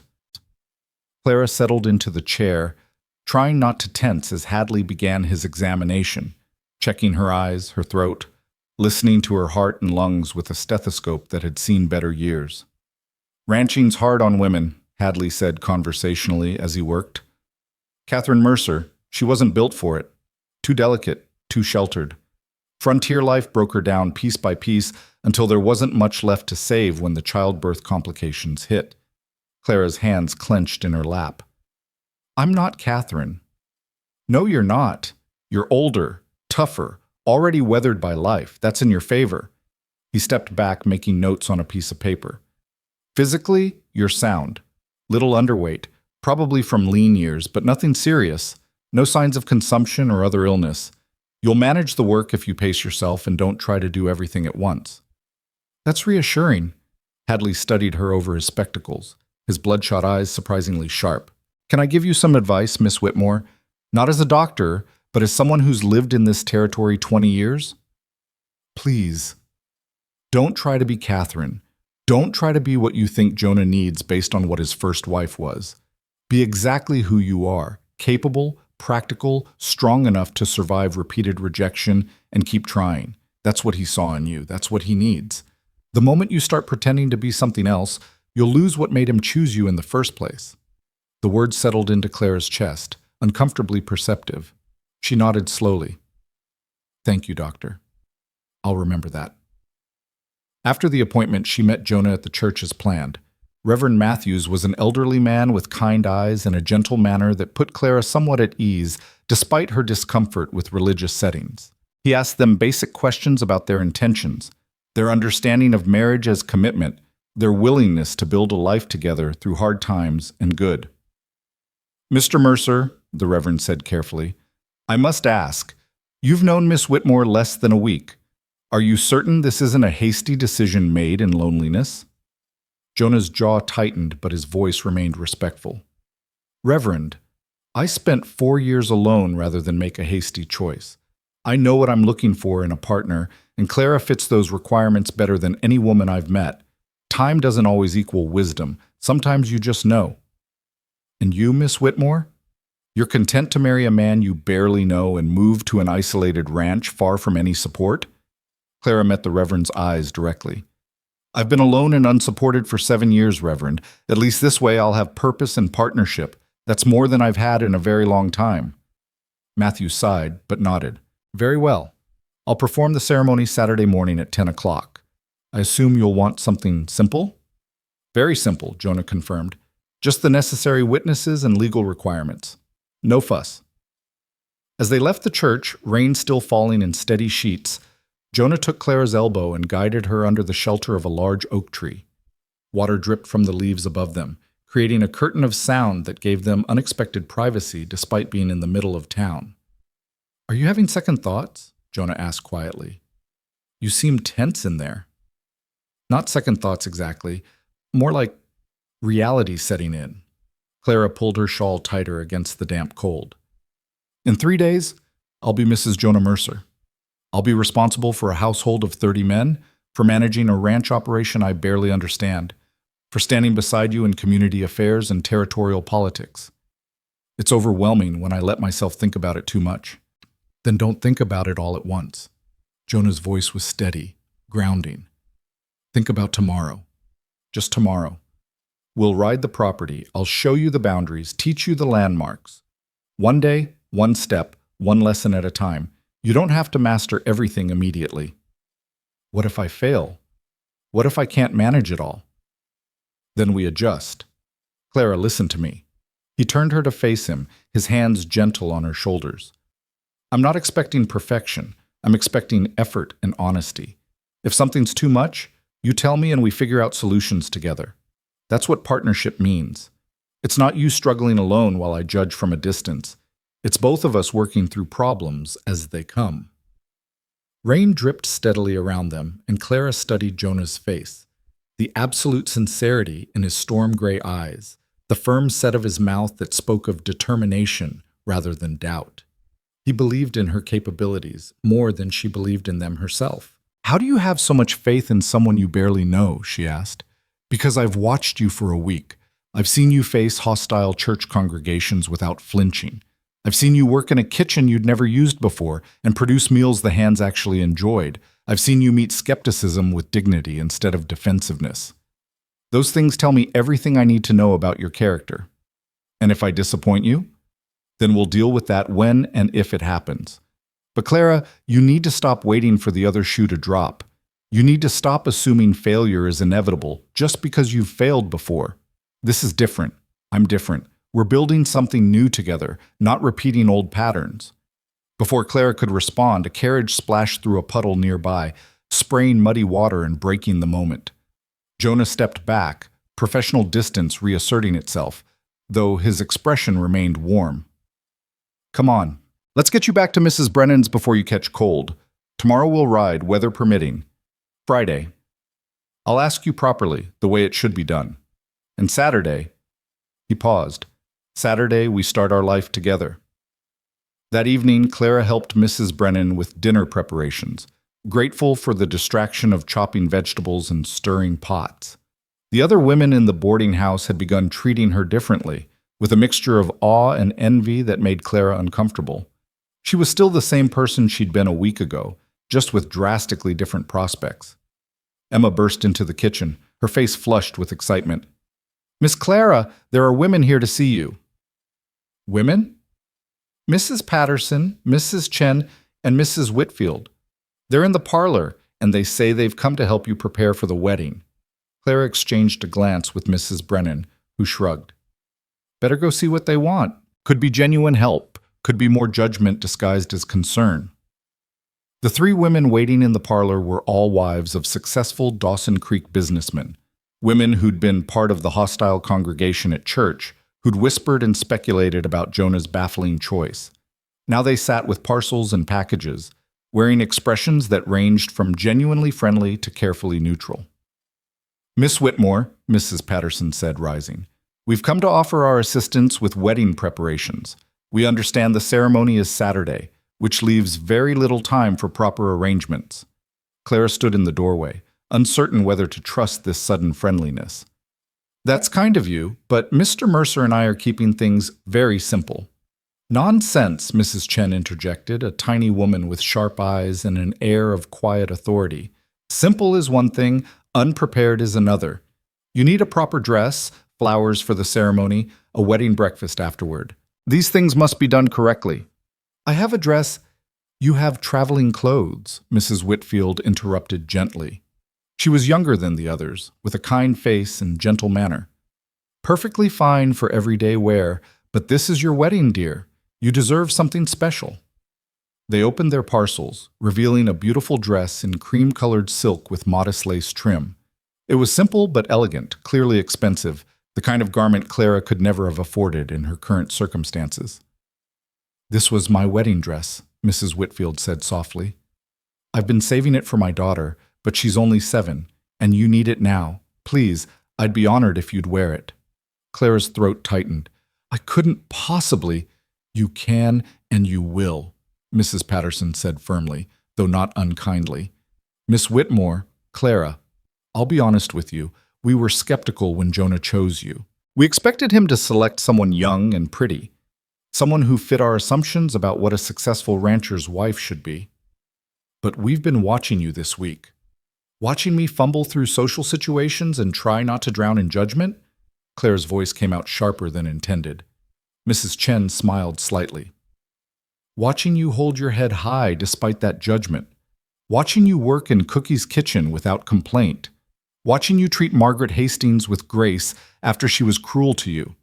These things tell us that perhaps Jonah knew what he was doing after all." "We're not asking to be your best friends," Mrs. Patterson continued.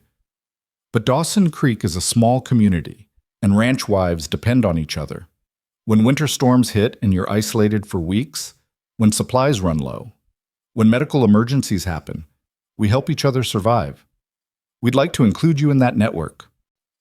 Clara looked at these women who'd judged her harshly only days ago, now offering genuine assistance and tentative acceptance. It wasn't a complete reversal. She could still see reservation in some of their eyes, still sense they were testing her worthiness. But it was an opening, a chance to build connections that might matter when life got difficult. "Thank you," she said quietly. "I appreciate your help. And Mrs. Whitfield, I'd be honored to wear your dress." The women stayed for an hour, discussing practical matters. Flowers that could be gathered despite the season, food for a simple wedding breakfast, who would witness the ceremony. Their conversation gradually became less formal, touching on ranch life's realities, winter preparation, the challenges of managing large households. Clara listened more than she spoke, absorbing information that might prove useful in her new life. After they left, Emma helped Clara try on the wedding dress. It fit nearly perfectly, requiring only minor adjustments that Mrs. Brennan promised to handle. Clara studied her reflection in the small mirror, a woman in a beautiful dress, looking almost bridal, almost hopeful, almost like someone who deserved happiness. You look beautiful, Emma breathed. Mr. Mercer won't be able to take his eyes off you.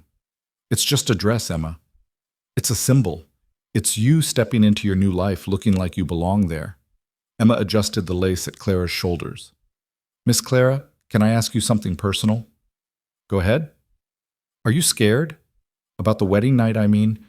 About being with a man you barely know? Clara had been trying not to think about that particular aspect of marriage. She'd had limited experience with men, a few awkward encounters in her youth that had taught her more about disappointment than pleasure. The idea of sharing a bed with Jonah Mercer was both terrifying and strangely compelling. Terrified, she admitted honestly. But I imagine most brides are, even when they marry for love. At least Jonah's been honest about expectations. He's not pretending romance where there isn't any. Maybe romance will grow, Emma said hopefully. My mother always said the best marriages start with respect and build to love. Perhaps. Or perhaps we'll have a comfortable partnership without romantic love. That would still be more than I hoped for a week ago. Thursday arrived with clear skies and crisp autumn air perfect for riding. Jonah came for Clara early, bringing Rosie and a packed lunch for a full day's exploration. They rode north from the ranch, Jonah pointing out property boundaries, water sources, the places where cattle like to gather in different seasons. This creek marks the northern edge, he explained, dismounting near a clear stream that burbled over smooth stones. Beyond this is open range, but I've got grazing rights through agreement with neighboring ranches. During summer, we move the herds up here where the grass stays greener. Clara dismounted carefully, her muscles protesting less than previous rides. She was getting stronger, more confident in the saddle. How many cattle do you run? About 3,000 head currently. Could support more, but I prefer quality over quantity. Better to have healthy stock that brings good prices than push the land too hard trying to maximize numbers. They sat by the creek eating the lunch Cookie had packed. Sandwiches, apples, cookies that were surprisingly good. Jonah talked about his vision for the ranch, his breeding programs for both cattle and horses, his plans for expansion if market conditions remained favorable. Clara listened, asking questions when concepts confused her, beginning to understand the scope of what she was stepping into. You'll need to understand all this eventually, Jonah said, gesturing at the land around them. Not because I expect you to make ranching decisions, but because the ranch is our livelihood. If something happens to me, accident, illness, whatever, you need to be able to work with Sam and keep things running until you figure out long-term solutions.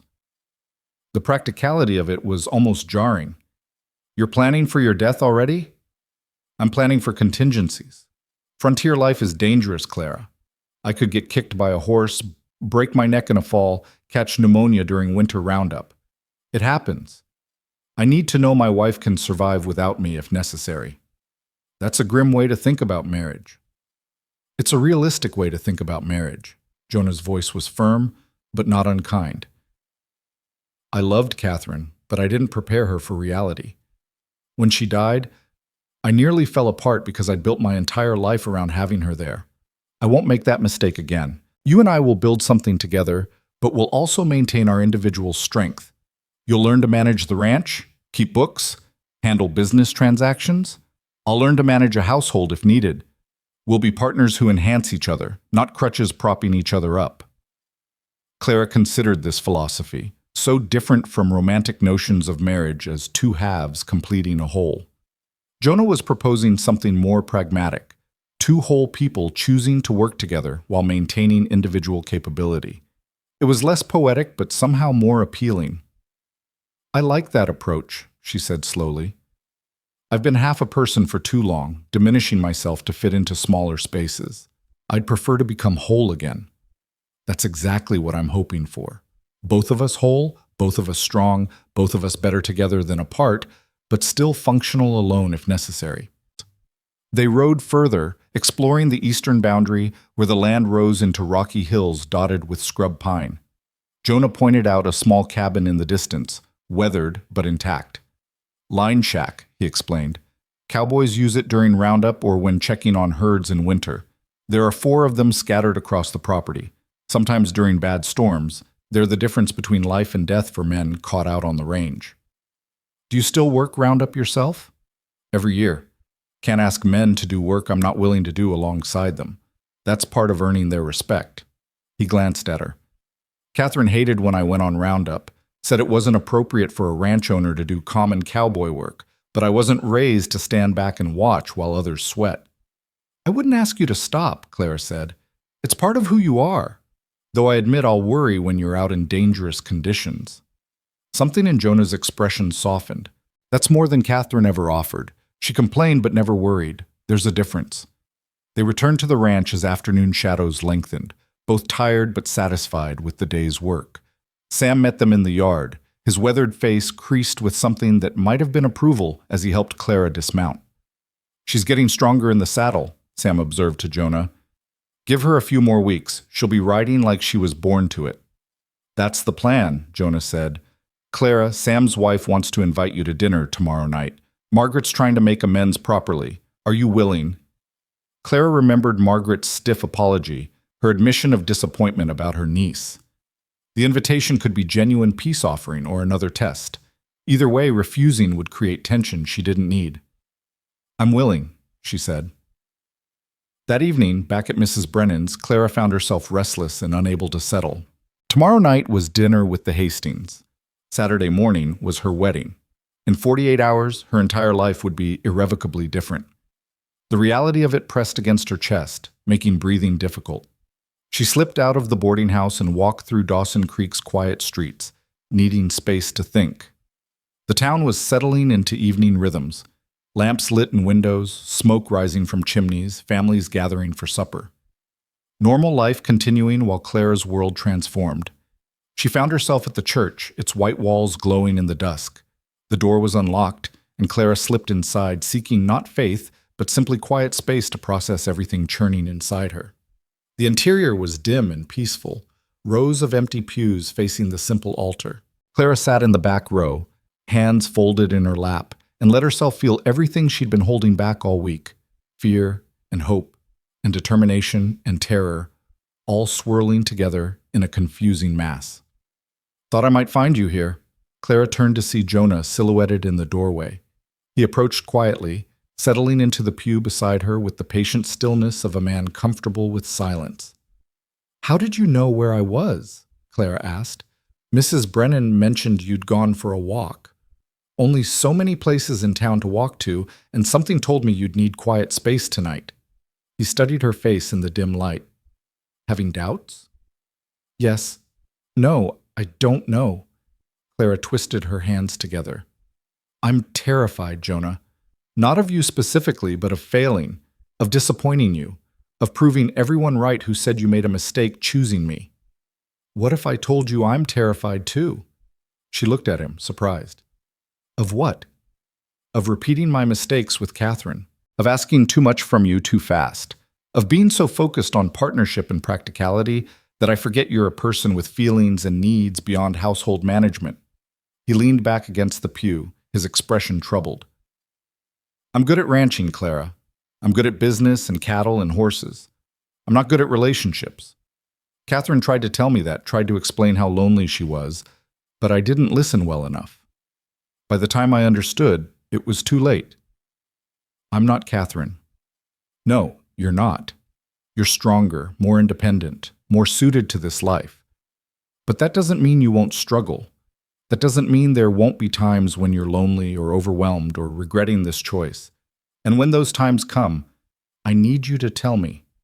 I need you to trust me enough to be honest instead of suffering in silence. Clara absorbed this, hearing the vulnerability beneath Jonah's practical words. He was as scared as she was, just of different things. They were both walking into unknown territory, both risking failure, both hoping this impossible partnership might actually work. I can promise honesty, she said slowly. I can promise effort and willingness to try. I can't promise I won't fail or struggle, but I can promise I won't hide it from you when I do. That's all I'm asking. Jonah reached out, taking her hand in his. The gesture was simple, almost chaste, but it sent warmth spreading through Clara's chest. Tomorrow night, after dinner with Sam and Margaret, I'm going to ask you formally. Get down on one knee, offer a ring, do it properly the way you deserve. And Clara, if your answer is still yes, if you still want this despite all the fear and uncertainty, Then Saturday morning we'll stand in front of Reverend Matthews and make promises to each other. Legal promises, binding promises. You'll become my wife, and I'll become your husband, and we'll figure out the rest as we go. And if I say no tomorrow, then I'll respect that decision and wish you well in whatever you choose to do next. No anger, no resentment, just acknowledgement that we gave it an honest try. They sat in comfortable silence for a while, hands clasped, both processing the enormity of what lay ahead. Finally, Jonah stood, gently pulling Clara to her feet. Come on, let's get you back before Mrs. Brennan sends a search party. Tomorrow's going to be a long day, and you need rest. He walked her back to the boarding house, their pace leisurely, neither rushing toward the future nor fleeing from it. At the door, Jonah paused, his expression serious in the lamplight spilling from the windows. Clara, whatever you decide tomorrow, I want you to know this week with you has been good. You've reminded me what it feels like to look forward instead of dwelling in loss. Regardless of how this turns out, thank you for that.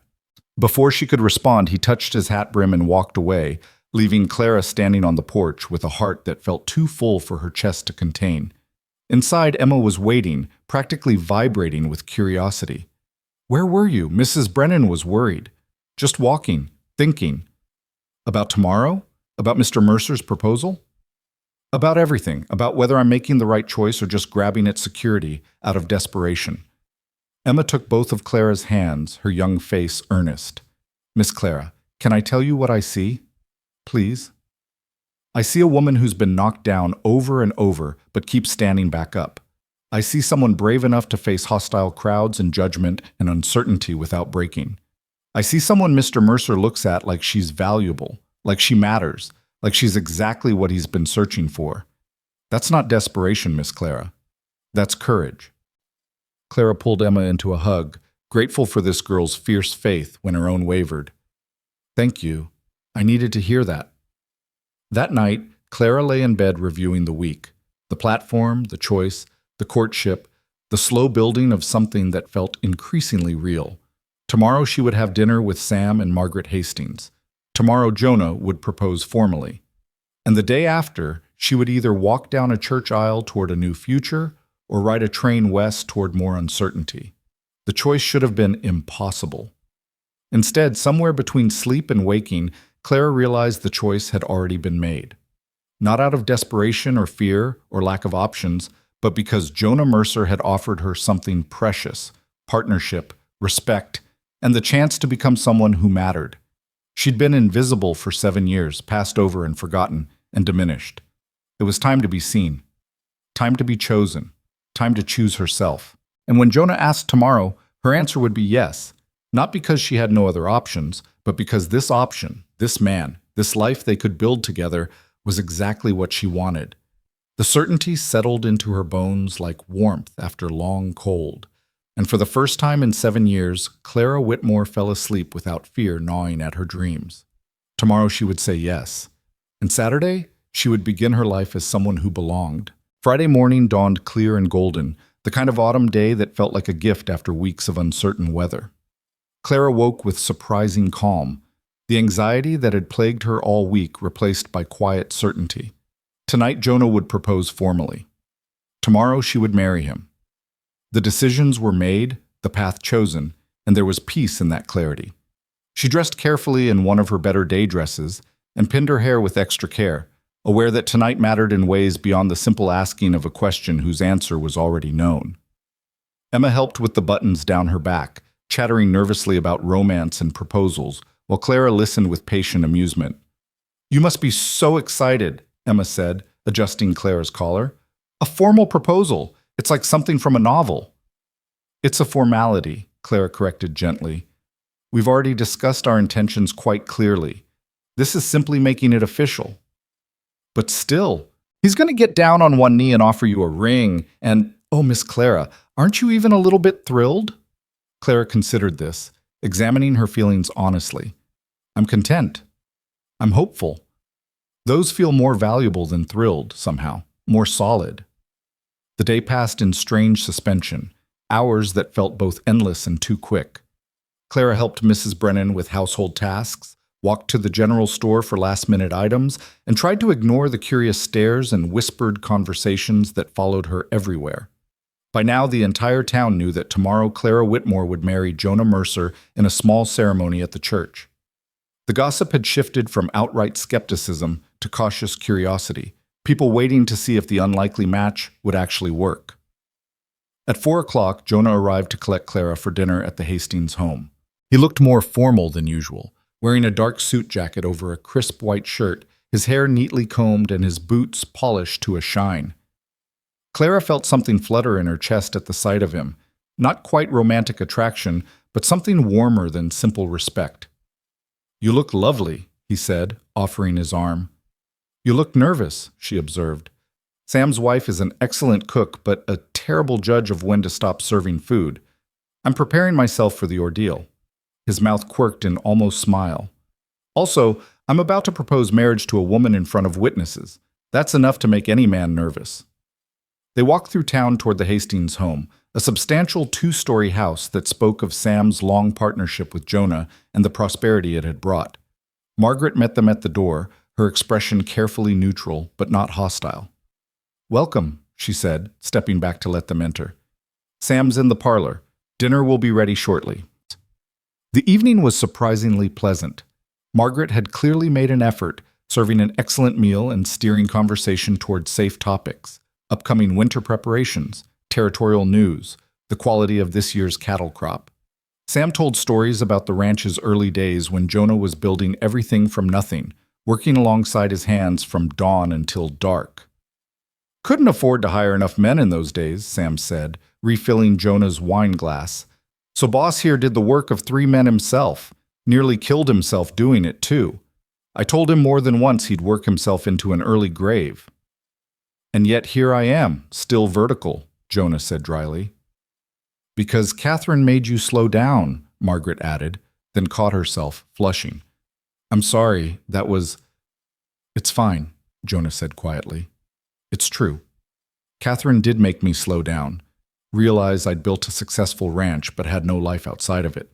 That was valuable, even if other aspects of our marriage were difficult. The honesty was startling, particularly in front of witnesses. Clara felt Margaret's eyes on her, assessing, and she kept her expression neutral, refusing to show discomfort at this discussion of Jonah's first wife. "Clara's going to face different challenges," Sam said, apparently deciding directness was the order of the evening. "Catherine struggled with isolation and the work. Clara strikes me as stronger in those areas, but she's walking into a situation where she'll be compared to a dead woman everyone's idealized. That's not easy either." "Sam!" Margaret hissed, scandalized. "No, he's right," Clara said, finding her voice. "I'm going to be compared to Catherine. Every choice I make, every way I manage the household, people will judge it against what she did or what they imagine she would have done. That's inevitable when you marry a widower." "And how do you plan to handle that?" Margaret asked, her tone sharp, but genuinely curious. Clara met her eyes directly. "By being myself. Not trying to replace Catherine or live up to some idealized memory of her, but by building my own relationship with Jonah and managing the household in ways that work for us now. Catherine was his past. I'm his future. Those are different things." Silence followed this statement, broken finally by Sam's appreciative chuckle. "She'll do, boss. She'll definitely do." After dinner, Sam suggested a walk in their garden to aid digestion, but Margaret intercepted with surprising tact. "Actually, I believe Jonah wanted a private word with Clara. Perhaps we should give them the parlor." The older couple retreated, leaving Clara and Jonah alone in the comfortable room with its crackling fireplace and soft lamplight. Jonah stood, suddenly looking more nervous than Clara had ever seen him, and she felt her heart rate accelerate. "Clara," he began, then stopped, seeming to gather his thoughts. "I've never been good with pretty words. Catherine used to complain that I was too blunt, too practical. But I'm going to try because you deserve that effort." He reached into his jacket pocket and pulled out a small velvet box, then, to Clara's genuine surprise, lowered himself to one knee in front of her chair. The gesture was traditional, almost old-fashioned, and completely unexpected from this practical man. "This week, I've watched you face judgment and skepticism with more grace than most people could manage," Jonah said, his voice steady despite the vulnerability of his position. I've watched you work hard to learn things outside your experience. I've watched you be honest when honesty was difficult, and brave when bravery was required. And I've realized that choosing you on that platform was the best decision I've made in years. Clara's throat tightened, tears threatening despite her best efforts to maintain composure. I'm not offering you an easy life, Jonah continued. I'm not offering romance or luxury or freedom from hard work. What I'm offering is partnership with a man who will respect you, value you, and stand beside you through whatever comes. I'm offering you a home and a purpose, and the chance to build something meaningful together. He opened the box, revealing a simple gold band with a small but beautiful sapphire. Clara Whitmore. Will you marry me? She looked at this man kneeling before her, offering everything he had in the most honest way possible. No false promises, no romantic illusions, just raw truth and genuine respect. 7 platforms, 7 rejections, 7 times she'd been found wanting. And now, finally, a man who saw her worth and chose her deliberately. Yes, Clara said, her voice thick with emotion. Yes, I'll marry you. Jonah slipped the ring onto her finger.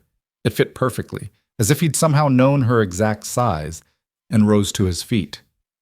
For a moment they stood close, and Clara thought he might kiss her.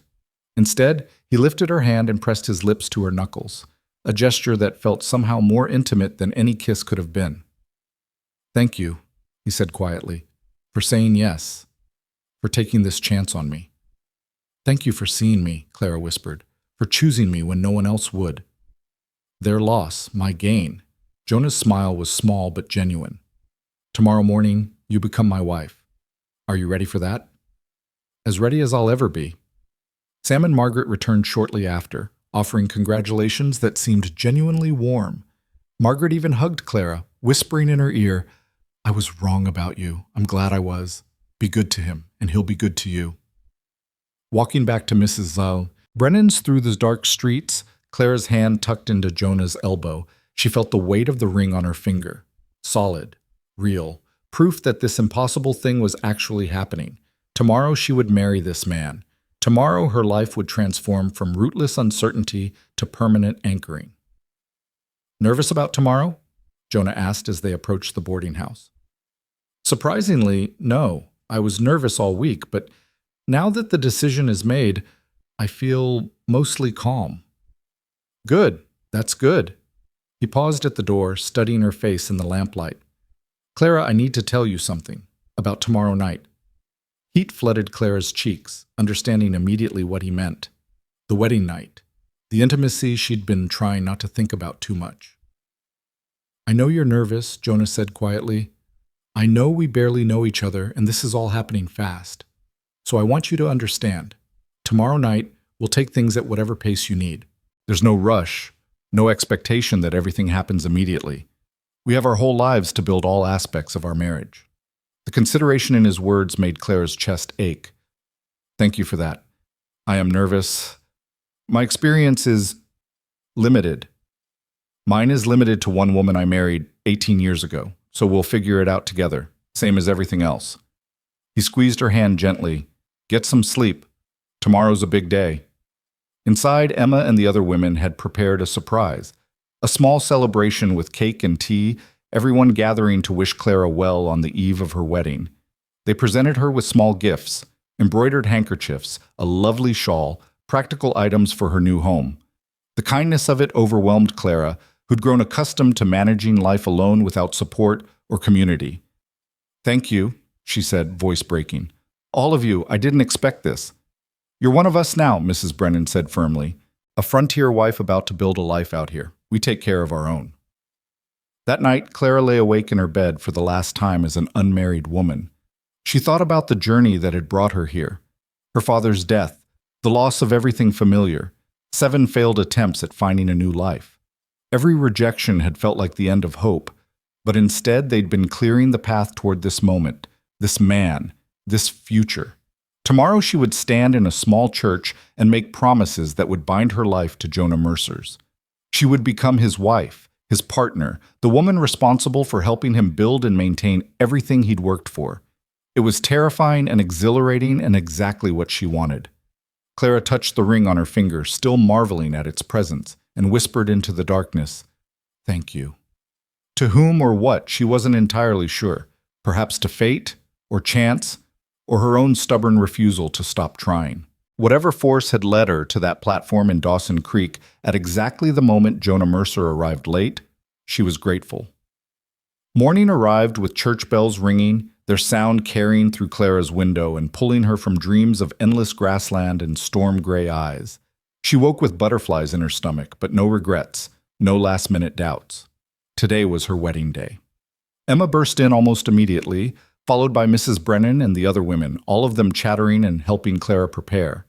They washed and styled her hair, lacing it with small wildflowers someone had gathered despite the late season. They helped her into Mrs. Whitfield's beautiful cream silk dress, adjusting every fold and button until it hung perfectly. When Clara finally looked in the mirror, she barely recognized herself. The woman looking back was elegant, almost beautiful, wearing confidence like she'd earned it through fire. This was not the desperate woman who'd stood on a platform 8 days ago. This was someone new, someone stronger, someone ready to claim the life she'd been offered. "Oh, Miss Clara," Emma breathed, tears streaming down her face. "You're beautiful." "I'm acceptable," Clara corrected, but she was smiling. They walked to the church together, a small procession of women surrounding Clara like an honor guard. The church was fuller than expected. Apparently half the town had decided to witness Jonah Mercer's unlikely wedding. Clara felt their stares but refused to let them bother her. Let them watch. Let them judge. She knew her own worth now, and Jonah knew it too. That was all that mattered. Inside, Jonah waited at the altar with Sam as his witness. When he saw Clara walking down the aisle, his expression shifted. Surprise, appreciation, something deeper that Clara couldn't quite name, but that made warmth spread through her chest. He looked distinguished in his dark suit, his usual sternness softened by genuine emotion. Reverend Matthews performed a simple ceremony, traditional words about commitment and partnership and building life together. Clara spoke her vows clearly, promising to honor and cherish, to stand beside Jonah through difficulty and joy, to build a life worthy of the chance they'd been given. Jonah's vows were equally clear, his voice steady, as he promised to respect and protect, to value her as his equal partner, to never take her presence for granted. When the Reverend pronounced them husband and wife, Jonah cupped Clara's face gently and kissed her. Their first real kiss, soft and brief, but carrying the weight of promise. Clara felt something settle deep in her chest, a rightness she hadn't expected but welcomed completely. They signed the marriage certificate with Sam and Margaret as witnesses, making it legal and binding. Clara wrote her new name for the first time, Clara Mercer. It looked strange, but right on the page. Proof that she belonged somewhere, to someone, as part of something larger than herself. The wedding breakfast was held at Mrs. Brennan's boarding house, the women having prepared a feast despite the short notice. Townspeople came and went, offering congratulations that ranged from genuinely warm to carefully polite. Clara accepted all of it with grace, her hand firmly held in Jonah's, presenting a united front that gradually wore down the remaining skepticism. Margaret Hastings approached mid-morning, pulling Clara aside while Jonah was deep in conversation with Sam. "I have something for you," she said, pressing a small package into Clara's hands. Wedding gift. Inside was a beautiful leather-bound journal, blank pages waiting to be filled. "I thought you might want to record your first year," Margaret said quietly. "The challenges, the victories, the building of your life. Years from now, you'll want to remember how it began." "Thank you," Clara said, genuinely touched. "This is thoughtful." "Clara, I judged you harshly based on surface appearance. That was wrong of me, and I apologize sincerely. You're going to be an excellent partner for Jonah, and I hope we can build a real friendship over time." "I'd like that." By early afternoon, Jonah was ready to leave. He'd arranged for Clara's few possessions to be loaded into a wagon, and now he helped her up onto the seat beside him. The assembled crowd called out final well wishes as they pulled away from Dawson Creek, heading north toward the ranch that was now Clara's home. They rode in comfortable silence for a while, the horses moving at an easy pace, autumn sunshine warm on their faces. Clara studied the land with new eyes. This was her territory now, her responsibility to help protect and nurture. The enormity of it was stunning, but she no longer felt overwhelmed. She felt ready. "Having second thoughts yet?" Jonah asked, glancing at her with slight smile. "Not a one, you?" "Not a one." He reached over, taking her hand and lacing their fingers together. "Welcome home, Mrs. Mercer." The ranch came into view as afternoon shadows lengthened, the sprawling complex of buildings that was now Clara's to manage. Cowboys working in the corrals stopped to watch their boss arrive with his new wife, some waving, others just staring with frank curiosity. Sam had ridden ahead and was waiting in the yard with Cookie and several of the senior hands. "Welcome home, ma'am," Sam said, helping Clara down from the wagon. "The house is ready for you." Inside, Clara found that someone, probably Sam and Margaret, had made an effort. Wildflowers filled vases throughout the main rooms. The kitchen was spotlessly clean, and upstairs in what was now her and Jonah's bedroom, fresh linens covered the large bed, and more flowers brightened the dresser. "It's lovely," Clara said softly, touching the flower petals. "It's a start," Jonah replied, coming to stand beside her. "You'll make it home over time. Change whatever you want. Arrange things however makes sense to you. This is your house now, Clara. Your home." The words settled around her shoulders like a warm cloak. Home. After 7 years of rootless wandering, of temporary rooms and borrowed spaces, she finally had a home again. That evening, Cookie insisted on preparing a special dinner for the newlyweds, serving them in the main house instead of making them eat in the bunkhouse dining hall with the hands. Clara sat across from Jonah at the large dining table, still wearing her wedding dress, feeling surreal and grounded all at once. "To new beginnings," Jonah said, raising his glass. "To partnership," Clara countered, touching her glass to his. They ate slowly, talking about plans for the coming weeks. Clara's gradual assumption of household duties, her continued writing lessons, the approaching winter, and what preparations remained. Practical conversation, but underneath it ran a current of nervous anticipation about what would happen when the meal ended and they retired upstairs together. When Clara couldn't delay any longer, she excused herself to change into the nightgown Mrs. Brennan had gifted her. Simple white cotton, modest but soft. She brushed out her hair, letting it fall loose around her shoulders, and tried to calm the butterflies rioting in her stomach. Jonah knocked softly before entering their bedroom, giving her time to steel herself. He changed into sleep clothes as well, and seeing him in that state of casual undress made Clara's breath catch. He was a large man, powerfully built from years of hard work, and the reality of sharing a bed with him suddenly felt very immediate. "Clara," he said gently, reading the nervousness in her face. "We don't have to. That is, there's no requirement that we consummate the marriage tonight. We can take our time." "No," Clara said, surprising herself with her certainty. "We're married. This is part of that. I'm nervous, but I want us to begin as we mean to continue. Fully committed, fully partners in all ways." Jonah approached slowly, giving her every opportunity to change her mind. When he reached her, he cupped her face in both hands, his touch gentle despite his strength. "Then we'll go slow. And if anything is uncomfortable or frightening, you tell me and we stop. Understood?" "Understood." He kissed her then, deeper than the brief kiss in the church, and Clara let herself respond, let herself lean into the unfamiliar intimacy. His hands were careful as they explored, and when he finally led her to the bed, Clara went willingly, fear mixing with curiosity and a strange kind of trust she hadn't expected to feel so quickly. What followed was awkward and tender and sometimes clumsy, two people learning each other's rhythms and responses.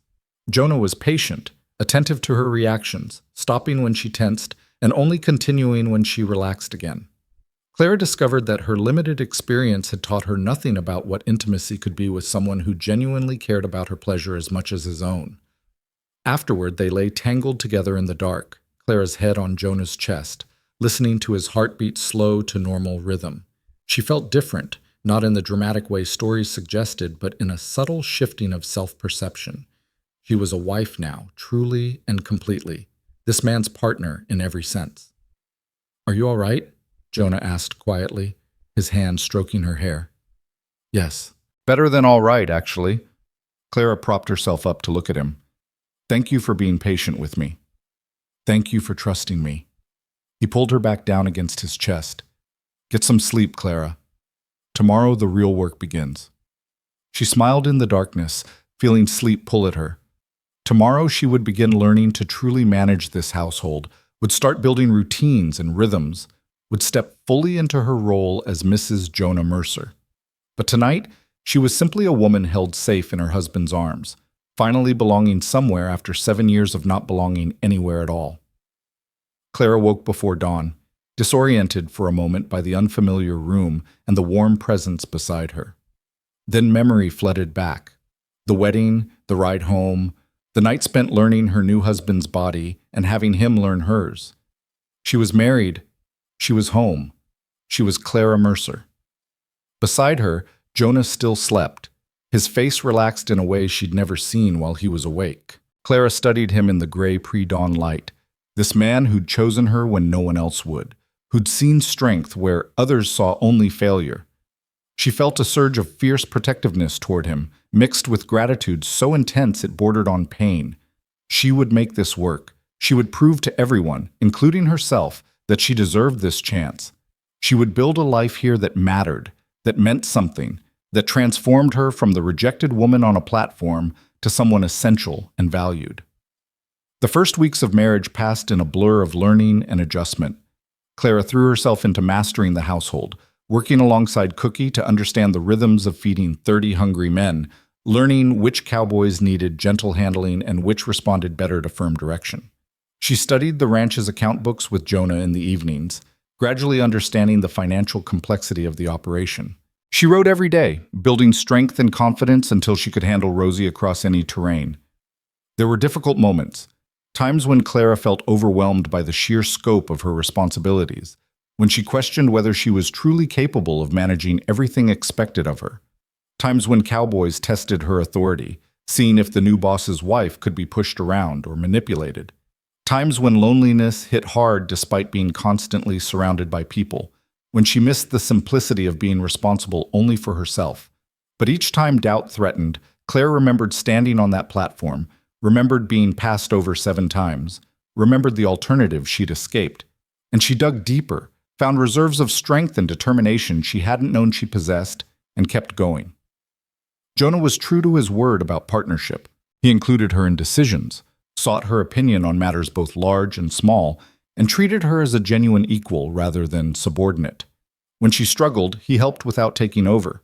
When she succeeded, he acknowledged it without excessive praise, just simple recognition that she'd done what needed doing.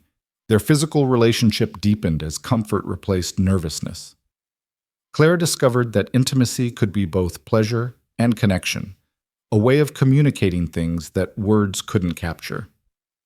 Jonah was an attentive lover, learning what she liked and what she didn't, always checking that she was comfortable and willing.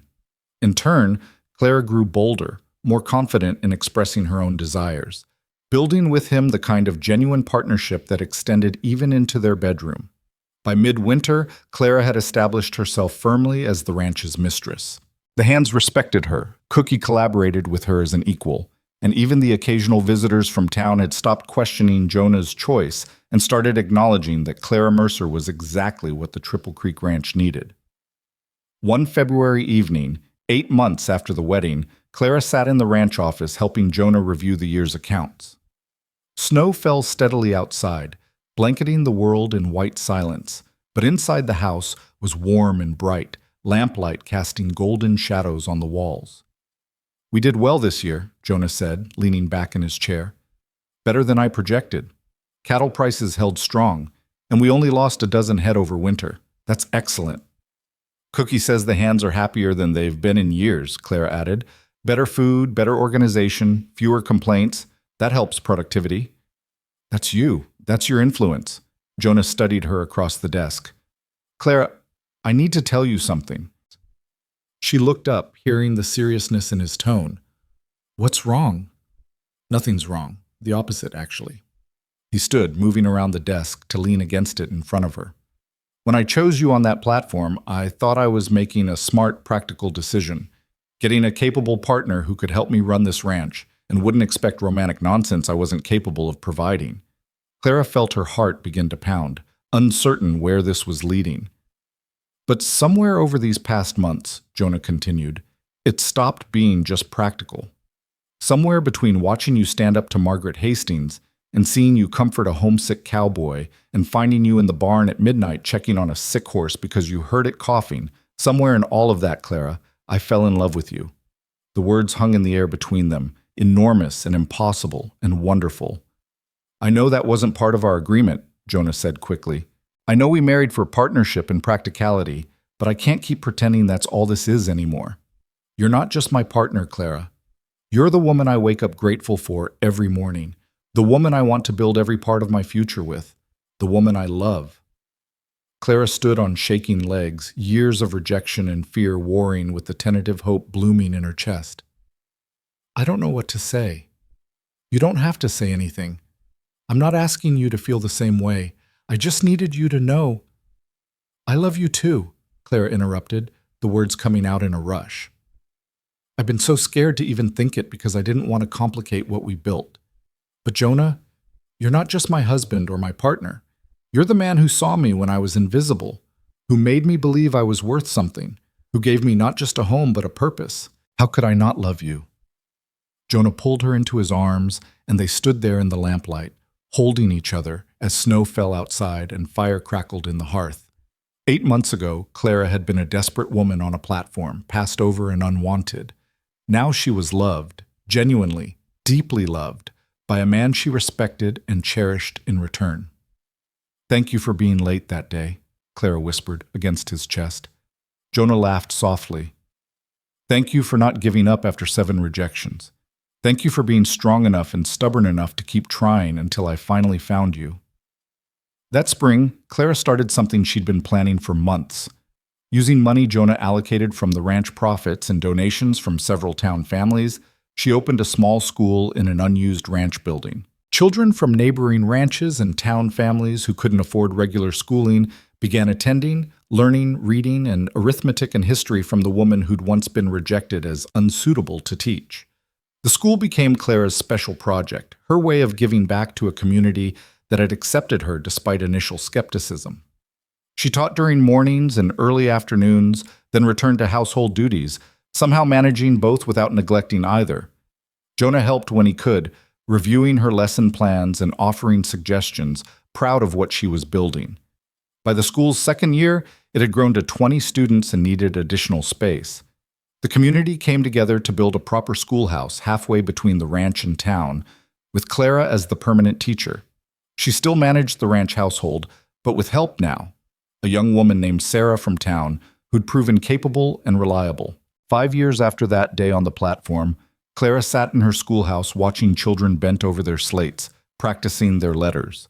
Outside, spring sunshine warmed the earth, and through the window she could see the ranch in the distance, her home, her life, the foundation of everything she'd built.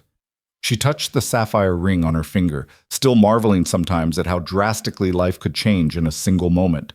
One man arriving late, one choice made against all conventional wisdom, one woman refusing to give up despite overwhelming evidence that she should. That evening, Clara rode home through the spring twilight, muscles pleasantly tired from a full day's work. Jonah met her in the yard, taking Rosie's reins and helping Clara dismount with hands that knew her body as well as she knew his. "Good day?" he asked, kissing her forehead. "Excellent day." Tommy Chen finally mastered long division, and Mary Hutchins read an entire page without stumbling once. "Oh, that's my brilliant wife," pride filled Jonah's voice. "Come on, Cookie made your favorite for dinner." They walked into the house together, Jonah's arm around Clara's shoulders, fitting together with the ease of long practice and deep affection. Inside, warmth and lamplight and the smell of good food welcomed them. Home, in every sense of the word. Later that night, lying in their bed with Jonah's arms around her and moonlight streaming through the window, Clara thought about the journey that had brought her here.